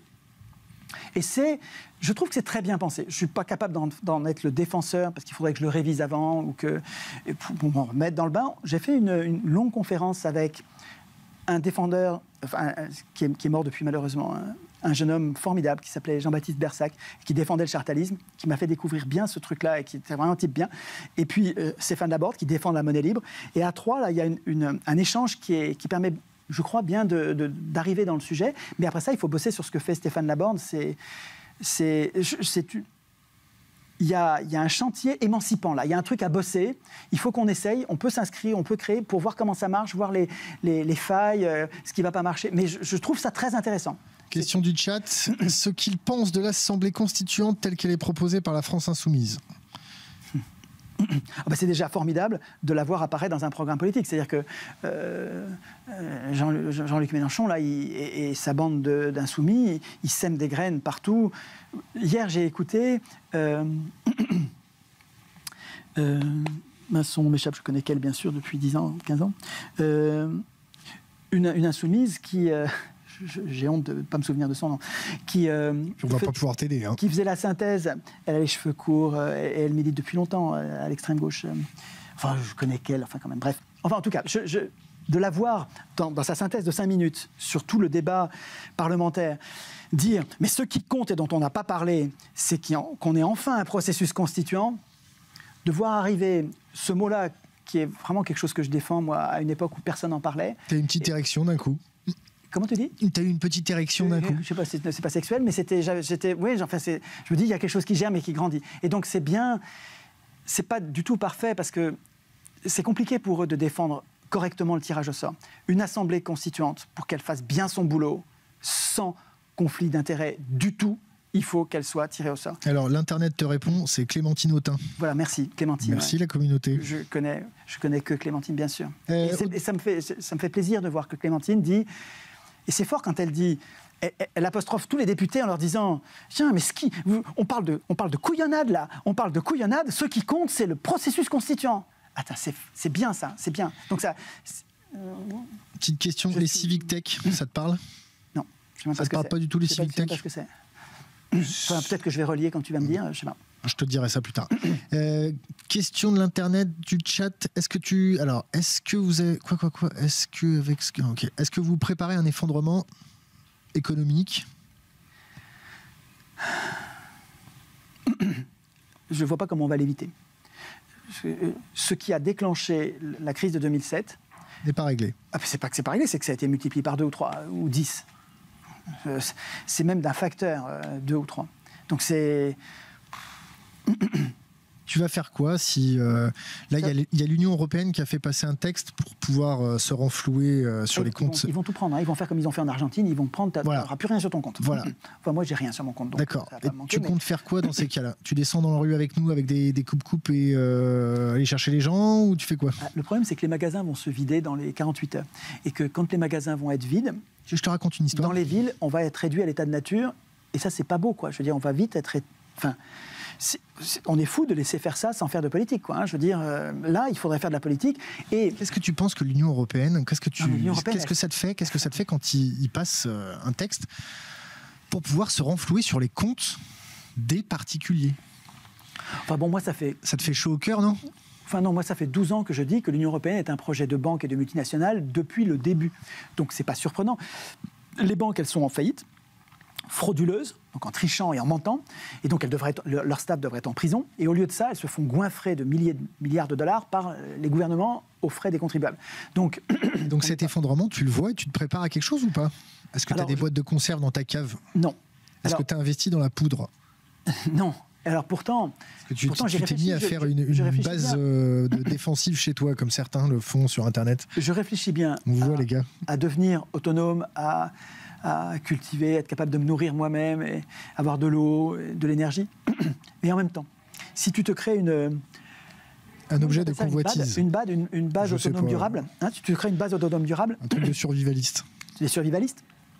Il va falloir que tu crées aussi les miradors, les barbelés et les calaches avec beaucoup de munitions, parce que si tu as de quoi survivre et que dehors tu as des bandes affamées et armées et qui cherchent justement les potagers en question, il va falloir aussi que tu sois armé. Là, je préfère mourir vite, je pense, parce que je ne vois pas comment on peut sortir de ce truc-là. Je pense que les graines qu'on est en train de développer pour organiser une société en évitant cette dinguerie meurtrière, il faudrait qu'elle survive au chaos qui va venir, au chaos qui vient. Et l'Internet nous permet de multiplier ces graines en multipliant donc les chances qu'il y en ait qui restent après le chaos. Mais je ne suis pas sûr du tout que ça marche, hein, c'est complètement statistique, ça. Mais je me prépare pas parce que je me vois pas en train de survivre alors que le monde est en train de crever autour, quoi. Je n'imagine pas ça. Ça me convient pas du tout. Je préfère me bagarrer pour qu'on soit de plus en plus nombreux à être capable de... Non, c'est l'autre tube, c'est pas celui qui boit. Comme je sentais que le temps était limité, je me suis mis à parler vite et je me mets à déparler. Je vais casser mon outil de travail. Ça te fait peur, l'effondrement? Oui, mais non, mais j'y pense pas. J'y pense pas, sinon je te fais plus rien, quoi. Quel conseil que tu pourrais donner aux gens qui se préparent à un hypothétique effondrement? Je n'ai pas de conseil à leur donner, je comprends ce qu'ils font. C'est peut-être eux qui finalement vont survivre au chaos, et ce serait bien qu'ils gardent de quoi donner aux petits-enfants qui suivront les graines qui permettent de gagner du temps, qu'ils n'aient pas à tout reconstruire, quoi, ce qu'on est en train d'imaginer. Le Brexit, le Frexit, le Xit, qu'est-ce que tu en penses? De vénard, il faut sortir de l'Union européenne, bien sûr, oui. Il faut sortir de l'Union européenne, mais ça fait 12 ans que je le dis, ça. Donc, qu'est-ce que tu penses des flux migratoires? Ils s'imposent compte tenu de ce qu'on fait des pays en question, des gens en question. On les bombarde et après ça, on les bombarde, on les massacre, on les affame. Et 80% alors ça c'est à la louche, je demande un fact-checking derrière. 80% des flux migratoires sont des flux migratoires économiques. Ça doit être 85%. Qui viennent de quel pays? Des pays qui sont maltraités, non? Maltraités économiquement parlant, c'est ça? Ils ne viennent pas des États-Unis, ils ne viennent pas du Canada, ils ne viennent pas d'Autriche, ils viennent des pays pauvres, ils viennent des pays colonisés, ils viennent des pays maltraités. On fait quoi? On construit des murs? Mais pas du tout. On ouvre les frontières? Mais pas du tout. Moi, ouvrir les frontières sur place pour développer le pays. De toute façon, ceux qui sont là, il faut les accueillir. C'est peanuts, hein, c'est vraiment par rapport à notre population, c'est vraiment très peu de choses. C'est facile à intégrer. Mais surtout, il faudrait aider les. C'est facile à intégrer quand on a un pays qui est avec un chômage dingue. Non, mais le chômage, c'est une construction politique. Arrête. Le chômage, c'est une construction politique. Le chômage, on fait tout pour le fabriquer. Attends, ne me dis pas qu'on subit le chômage et que parce qu'il y a du chômage, on va faire ci et ça. Attends, qu'est-ce que tu penses du salaire universel? Attends. Si nous reprenons le contrôle du politique, il n'y a plus de chômage. Je répète, si nous reprenons le contrôle du politique, il n'y a plus de chômage. Pourquoi il y a du chômage? C'est parce que c'est les riches qui dirigent. Et les riches ont besoin du chômage, je te rappelle, je l'ai dit tout à l'heure, comme outil tyrannique. C'est un outil de terroriste, le chômage. Est-ce qu'ils ont besoin d'immigration? Comment? Est-ce que les riches ont besoin d'immigration? Oui, bien sûr, pour tirer tous les salaires vers le bas, dans tous les pays du monde, oui, bien sûr. Les riches ont besoin de l'immigration pour tirer les salaires vers le bas. Mais ce n'est pas une raison pour nous de maltraiter les pauvres gens. Ce n'est pas la faute des pauvres gens qui... Qu'est-ce que tu penses du salaire universel? Du bien, mais plutôt sur le mode du salaire à vie de Friot que sur le salaire universel de Valls. Tu vois, le revenu de base de Valls, je m'en méfie comme de la peste. Les libéraux vont nous donner 400, 500, 600 euros. Ils vont nous laisser crever, quoi. Ils vont nous balancer les euros, c'est eux qui les créent. Alors, c'est facile à donner pour avoir la paix, quoi. Pour qu'on vive dans la misère. Comme des manants. Comment ? Comme des manants. Comme des manants. Et c'est absolument pas émancipant. Alors que le salaire à vie de Friot est bien plus émancipant. Alors on va juste poser une question en direct à l'internet. Vous voulez qu'on continue l'interview ou on peut se dire que dans un quart d'heure c'est fini parce que ça commence à faire longtemps là. Donc pendant qu'ils réfléchissent, t'as un autre bouquin à nous montrer ? Oui, des bouquins importants. J'ai découvert par hasard sur France Culture un bonhomme que je lisais déjà qui s'appelle Suppiot, qui est un spécialiste du droit du travail. J'ai découvert qu'il est entré au Collège de France. Il a fait des conférences, une douzaine de conférences sur le gouvernement par les nombres. Alors, je suis tombé sur la 6e. Je pense que vous ne devriez pas commencer par la première, parce que la première est assez théorique.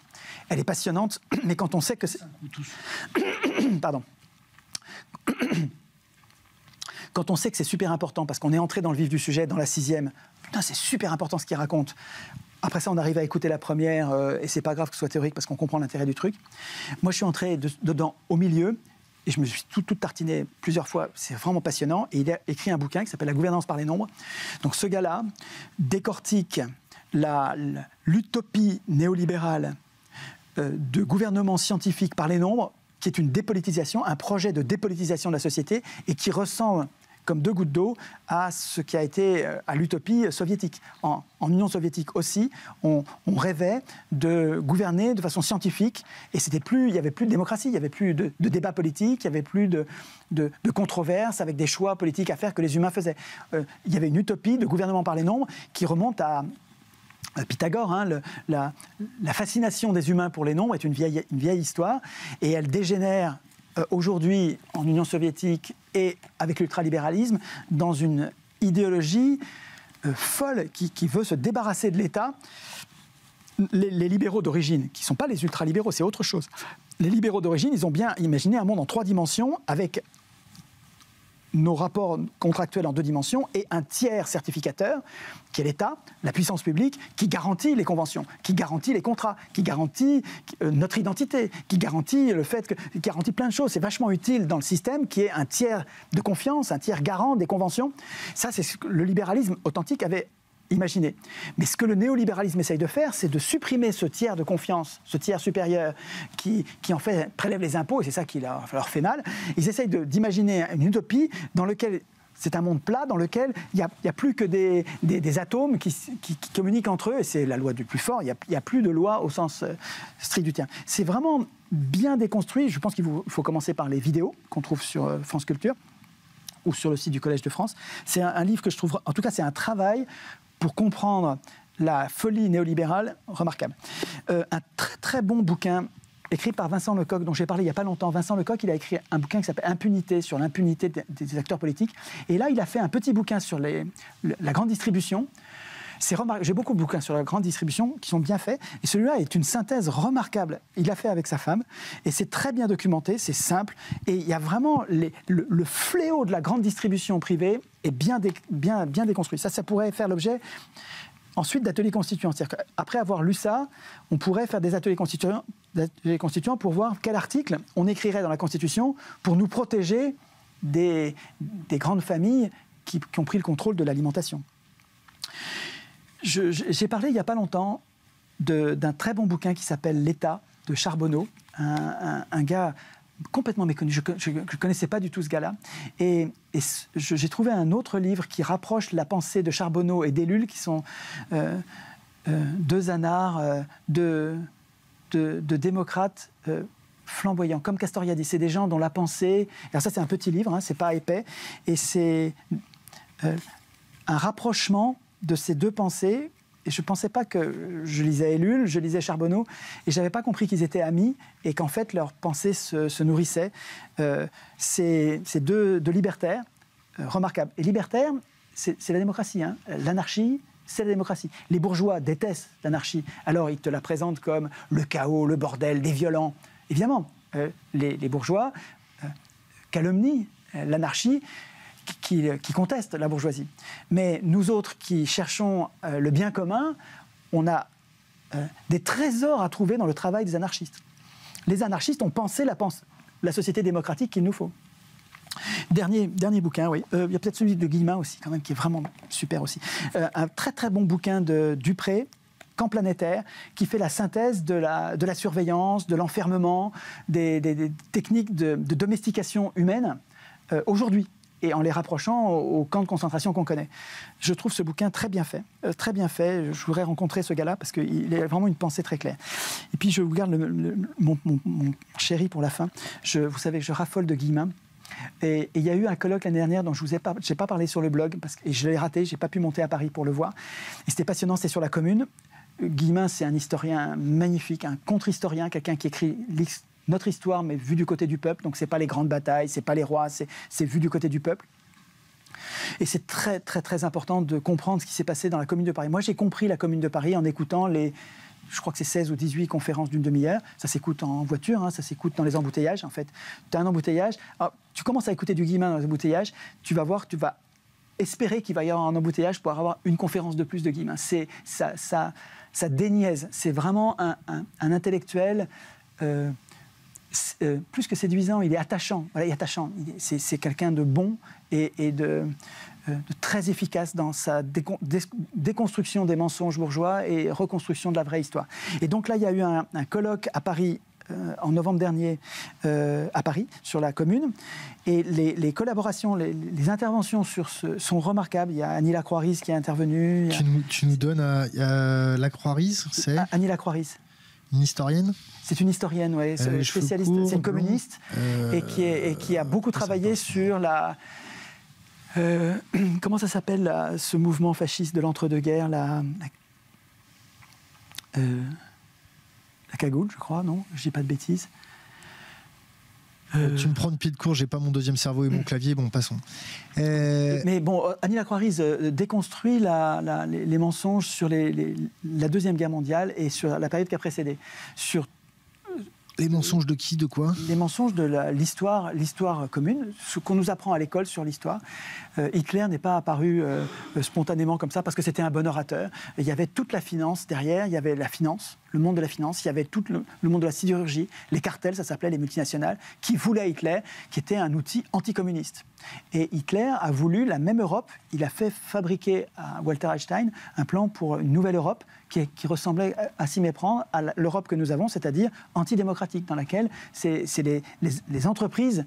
Si tu veux, Hitler est un premier essai des multinationales pour prendre le contrôle complet du politique. Et puis le gars leur a échappé. Alors ils ont essayé autrement. Et l'Union européenne, c'est un deuxième essai. Et c'est plus malin, c'est terrible. Ce qui est terrible, c'est que les gens votent pour l'Union européenne encore aujourd'hui. Hein, c'est chaud, hein. Ah, ça va être compliqué parce que là, les gens votent pour l'Union européenne. C'est sourcé tout ce que tu racontes ? Oui. Carré ? De ce que je sais, oui. Je peux me tromper. Hein, mais bon. Ça fait déjà 2 heures qu'on est en interview. Je crois que c'est une des plus longues interviews qu'on ait pu faire. Un conseil pour les jeunes générations ? Devenir constituant. Devenir constituant, ça va tout changer. Et être contagieux, c'est-à-dire rendre constituant. Constituant, ça veut dire citoyen. Si t'es pas constituant, t'es pas citoyen. Tu te payes 2 mots. Si t'es électeur, t'es un enfant. T'es pas un adulte politique. T'es quelqu'un qui a abandonné toute ta souveraineté, toute ta légitimité humaine à participer au bien commun. Tu l'as abandonné à quelqu'un dont tu décides qu'il t'est supérieur. Mais si tu es constituant, tu redeviens le souverain, le co-souverain. Tu ne vas pas tout décider tout seul, mais tu redeviens un adulte politique avec ta dignité. Et je pense vraiment que c'est c'est pas... Je me sens pas en contradiction avec les autres militants qui se bagarrent sur le nucléaire, sur la finance, sur le syndicalisme, le droit dans l'entreprise. Je suis pas du tout en opposition avec ces militants-là. Je trouve que c'est un complément. Les militants, s'ils veulent un jour être capables de changer le monde, ne plus avoir ce mur d'impuissance politique, parce que tous ils me disent, hein, les militants nucléaires, ce Belge que j'ai rencontré, qui se bat, toute sa vie se bat sur ce chantier-là, il dit, mais on n'a rien changé. Voilà, tous ces efforts pour rien. Il y a un mur d'impuissance politique. Il est écrit dans la Constitution. C'est pas écrit, le peuple est impuissant. Ce qui est écrit dans la Constitution, c'est une absence. Nous ne sommes pas dans la Constitution. Et dans les ateliers constituants, on prend les articles et on dit, où est-ce que nous sommes absents ? Et ça, ce travail intellectuel, il nous grandit. Donc mon conseil, c'est tout simple. C'est réduit, tu vois, c'est 0% de matière grasse. C'est au laser, c'est causal. J'identifie la cause première des injustices sociales sur une démission des enfants et ensuite des adultes, une démission des humains à écrire eux-mêmes les règles du pouvoir, à instituer eux-mêmes leur puissance. Nous démissionnons à instituer notre puissance. Voilà la raison de notre impuissance et voilà la raison des catastrophes. Enfin, la raison, c'est multifactoriel, mais la raison... la cause causale. Et donc, une dernière question qu'on a zappée, mais il faut qu'on te la pose. Est-ce que tu connais l'économie basée sur les ressources? Oui, le BER de Fresco, le projet Vénus. Il est passionnant à maints égards. Il est passionnant sur plein de points de vue. C'est un gars qui cherche le bien commun. Fresco, c'est un type bien. Il est mort il n'y a pas longtemps. C'est un type bien. Tu l'écoutes, il t'emporte. C'est bien ce qu'il fait. Zeitgeist, tu l'as vu? Zeitgeist, j'ai vu. C'est bien fait. C'est un film qui est bien fait. Mais il y manque un truc, mais qu'on va ajouter, c'est tout. Il y a plusieurs épisodes. Hein. Il y a plusieurs épisodes, bien sûr. Mais il manque à la pensée de Fresco l'aspect politique, l'aspect contrôle des pouvoirs. Il est trop scientiste, son truc. Il fait trop confiance à des ingénieurs, à des scientifiques, comme si... Ça ressemble d'ailleurs, hein, ça ressemble à l'utopie du gouvernement par les nombres, du gouvernement scientifique. Le projet de Fresco, dans l'état où il est en ce moment, il me fait penser à l'utopie libérale qui consiste à dire... Bon, on n'arrête pas de se tromper. On va faire décider par des experts qui ne se trompent pas. Et donc, on va dépolitiser les décisions publiques. Mais ça, c'est une folie. Ça ne marche pas, ça. Je pense qu'il faut garder le politique. Donc, le projet de Fresco, il m'irait bien s'il y avait dans les villes... Parce qu'il imagine des villes modèles, des villes type vachement astucieuses, hein, sur l'adduction d'eau, le traitement des eaux, le traitement des énergies. Tout ça est vachement bien pensé. Le comité invisible, t'as lu? Comment? Oui, bien sûr. Mais juste encore un mot, mais il faudrait que dans chaque ville, il faudrait qu'il y ait une assemblée constituante, tu vois, et des assemblées de citoyens avec une agora, une assemblée législative, avec les gens qui... Il faut que le bien commun, on le gère nous-mêmes. Il faut lire Elinor Ostrom, quoi. Hein. Les humains savent très bien gérer le bien commun. Le comité invisible? Alors, comité invisible, je ne vois pas malheureusement arriver dans leur livre. Je ne suis pas arrivé à la fin du dernier. Le dernier, c'est maintenant, je crois. Mais je n'ai pas encore vu arriver de processus constituant et ni de tirage au sort. Le tirage au sort, je l'ai vu apparaître un petit peu, mais ça n'a pas encore germé dans leur tête. Je ne comprends pas que ça ne percute pas plus. Ils sont quand même plus dans le... Eux, ils attendent la baston, quoi. Mais à mon avis, s'il y a la baston maintenant, on va juste se faire écraser par des forces policières qui sont 1000 fois plus fortes que nous. On n'a aucune force. L'impeachment, la destitution, pardon. De Trump ou de Macron, de qui tu veux. Donc c'est le référendum révocatoire, voilà. La possibilité de révoquer. Ben ça, c'est un des sujets des ateliers constituants. C'est un de nos sujets les plus récurrents. Il y a 4 référendums d'initiative populaire imaginables. En tout cas, nous, on en a imaginé 4. Le référendum révocatoire, c'est-à-dire la possibilité pour le peuple, pour une partie du peuple, pour 1% du peuple ou un demi% du peuple. C'est à nous de décider justement en atelier combien de gens vont... Au Venezuela, c'est 20%, c'est trop. Chavez, il a décidé que si 20% des gens voulaient déclencher un référendum, ils pouvaient. Et ça a eu lieu pourtant. Hein. Donc, mais le seuil est si haut que ça n'arrivera pratiquement jamais. Donc il faut mettre le seuil beaucoup plus bas que 20%. Il faut le mettre en Suisse et en Italie, c'est 1% ou un demi%. Et donc, à la demande d'une petite partie de la population tout entière peut être appelée à révoquer un élu ou un responsable politique, à voter une loi que les parlementaires ne veulent pas nous donner, à abroger une loi que les parlementaires veulent nous imposer, ou à changer la Constitution. Voilà les 4 domaines, constituant, législatif, abrogatoire, donc législatif pour construire une loi, législatif pour supprimer une loi, et révocatoire. Et révocatoire, ça me paraît le b.a.-ba de la démocratie représentative, mais faites attention, quand je dis ça, je ne suis pas un escroc. Je pense à une vraie démocratie, vraiment représentative, donc dont nous aurions écrit nous-mêmes les institutions, c'est-à-dire nous aurions écrit nous-mêmes les modalités de contrôle, les punitions, les assemblées tirées au sort qui mènent les contrôles. Et dans une démocratie représentative comme celle-là, donc, il faut au moins pouvoir évoquer les représentants. Quand on s'aperçoit que le représentant n'est pas digne et ne fait pas l'affaire, il faut pouvoir le révoquer.